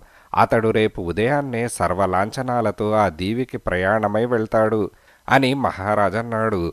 తన వాగ్దానాన్ని నిలబెట్టుకున్నందుకు డాన్ క్విక్సోట్ ఎంతో సంతోషించాడు. తను నిజంగానే ఓ పెద్ద దీవికి గవర్నర్ కాబోతున్నందుకు శాంకో పాంజా ఎంతో ఆనందించాడు. వాళ్ళను ఆ విధంగా ఆట పట్టించి తమ సరదా తీర్చుకున్నందుకు రాజదంపతులు కూడా ఆనందంలో మునిగిపోయారు. తెల్లవారింది. కోట యావత్తు చాలా హడావిడిగా ఉన్నది. శాంకో పాంజాకు విలువైన దుస్తులు ఇవ్వబడ్డాయి. ఇతర లాంఛనాలు ధరించిన శాంకో గవర్నర్గా తయారయ్యాడు. కొంతమంది రాజోద్యోగులను ఏర్పాటు చేసి వారికి చెప్పవలసిన విషయాలు చెప్పి వారితో పాటు శాంకో పాంజాను మహారాజు గారు ఆ దీవికి పంపించారు. శాంకో మొట్టమొదటిసారిగా ఉత్తమ అశ్వాన్ని అధిరోహించి గవర్నర్ పదవిని చేపట్టడానికి రాచ ఠీవీతో బయలుదేరాడు. గవర్నర్గా ఏ విధులు నిర్వహించాలో తన క్రింద అధికారులను, అనుచరులను, సేవకులను ఏ విధంగా చూసుకోవాలో ఆ విషయాలను డాన్ క్విక్సోట్ తన సేవకుడికి వివరించి చెప్పాడు. ప్రభువుకు విధేయత చూపించాలని హెచ్చరించాడు. కొన్ని రోజుల ప్రయాణం తర్వాత వారు బారటారియా అనే దీవికి చేరుకున్నారు. ఆ దీవిలోని అధికారులు తమ నూతన గవర్నర్ అయిన శాంకోపాంజాకు ఘనమైన స్వాగతం పలికారు. ముఖ్యమైన తాళం చెవులను అతడికి సమర్పించారు. అధికారులు శాంకోను చర్చికి తీసుకుపోయారు. అక్కడ శాంకోపాంజా చేత గవర్నర్గా పదవీ ప్రమాణ స్వీకారం చేయించారు. తర్వాత కోటకు తీసుకువచ్చి గవర్నర్గా ఉన్నతాసనం మీద కూర్చుండబెట్టారు. ఎట్టకేలకు శాంకోపాంజా బారటరియా దీవికి గవర్నర్ అయ్యాడు. అతడు గవర్నర్ పదవి చేపట్టిన మొదటి రోజునే న్యాయం కావాలంటూ కొంతమంది వచ్చారు. ఏమిటి మీరు చెప్పదలుచుకున్నది అని శాంకోపాంజా వాళ్లను ప్రశ్నించాడు. వాళ్లలో ఒకడు పల్లెటూరువాడు, మరొకడు బట్టలు కుట్టే దర్జీవాడు. ఈ రైతు నా చేత కొన్ని టోపీలు కుట్టించుకున్నాడు ప్రభూ, అయితే కుట్టిన కూలీ మాత్రం ఇవ్వకుండా ఎగవేశాడు అని దర్జీవాడు చెప్పాడు. నేను టోపీలు కుట్టకముందే కూలీ డబ్బులు ఇచ్చేశాను ప్రభూ, కుట్టిన తర్వాత మళ్ళీ కూలీ డబ్బులు అడుగుతున్నాడు. న్యాయం మీరే నిర్ణయించండి అని రైతు అన్నాడు. శాంకోపాంజా కొంతసేపు ఆలోచించి, ఇది చాలా జటిలమైన సమస్య, దీనికొక్కటే ఉపాయమున్నది. దర్జీవాడు కూలీ నష్టపోవాలి, పల్లెటూరు రైతు టోపీల గుడ్డను నష్టపోవాలి. ఆ టోపీలను చెరసాలలో ఉన్న ఖైదీలకు అందజేయాలి అంటూ తీర్పు చెప్పాడు. తర్వాత ఇద్దరు ముసలివాళ్లు ముందుకు వచ్చారు. మీ తగవేమిటి అని శాంకో అడిగాడు. ప్రభు, నేనితడికి 100 సువర్ణ నాణాలు అప్పుగా ఇచ్చాను. బాకీ గురించి అడిగితే నీ బాకీ సొమ్ము ఇచ్చేశాను, భగవంతుని సాక్షిగా నేను నీకేమీ బాకీ లేనంటున్నాడు అని ఓ వృద్ధుడు చెప్పాడు. రెండవవాడు మొదటివాడి కన్నా వృద్ధుడు కావడం వల్ల కర్ర ఊతగా చేసుకొని వచ్చాడు. నువ్వితడికి ఏమీ బాకీ లేని విషయాన్ని భగవంతుని సాక్షిగా మరొకసారి ఈ సభలో చెప్పు అని శాంకో అన్నాడు. రెండవ వృద్ధుడు అటూ ఇటూ చూసి తన చేతిలోని పొడవాటి కర్రను మొదటి వృద్ధుడికి పట్టుకోమని ఇచ్చాడు. ఆ తర్వాత 2 చేతులు జోడించి పైకి చూస్తూ, నేనితడి బాకీని తీర్చేశాను, భగవంతుని సాక్షిగా నేనితడికి ఒక్క రాగి నాణెం కూడా బాకీ లేనని ప్రమాణం చేసి చెప్పగలను అని అన్నాడు. శాంకోపాంజాకు ఎలా తీర్పు చెప్పాలో తెలియలేదు. అలా ప్రమాణం చేసిన మరుక్షణం రెండవ వృద్ధుడు మొదటి వృద్ధుడి చేతిలోని తన కర్రను తీసుకున్నాడు. శాంకోపాంజా అది చూశాడు. అతడి బుర్రలో ఏదో ఆలోచన తళుక్కున మెరిసింది. సభలో ఉన్న రాజభటులతో ఆ ముసలివాడి వద్ద ఉన్న కర్రను తీసుకొని దానిని మధ్యకు విరగొట్టండి అని ఆజ్ఞాపించాడు. భటులు అలాగే చేశారు. వెంటనే విరిగిన కర్రలో నుండి 100 బంగారు నాణాలు గల్లుమంటూ నేలమీద పడ్డాయి. రెండవ వృద్ధుడు సిగ్గుతోనూ అవమానంతోనూ తలవంచుకున్నాడు. ఆ సొమ్మును మొదటి వృద్ధుడికివ్వు, అంతేకాదు అపరాధ రుసుం కింద ఓ 25 సువర్ణ నాణాలను కూడా చెల్లించు అని శాంకో తీర్పు చెప్పాడు. ఓహో, మన నూతన గవర్నర్ గారు కింగ్ సాల్మన్ అంతటి ప్రజ్ఞావంతులు అని సభలోని వారంతా శాంకోను ఆకాశానికి ఎత్తేశారు. ఆ మధ్యాహ్నం నూతన గవర్నర్ భోజనం బల్ల వద్ద కూర్చున్నారు. బల్ల మీద ఎన్నో రుచికరమైన పదార్థాలు ఉన్నాయి. వాటి మధురమైన వాసనలు శాంకోపాంజాకు నోరూరించాయి. శాంకో భోజనం చేయడానికి సిద్ధపడ్డాడు. అంతలో ఓ అధికారి ముందుకు వచ్చి, ఘనత వహించిన గవర్నర్ మహాశయ, ఒక్క క్షణమాగండి, రాజవైద్యులు వచ్చి మిమ్మల్ని పరీక్ష చేస్తారు, పదార్థాలు తినదగ్గవో కావో నిర్ణయిస్తారు, అప్పుడు మీకు భుజింపదగ్గ పదార్థాలను సేవకులు వడ్డిస్తారు అని చెప్పాడు. అలా ఎందుకు చేయడం అని శాంకో అడిగాడు.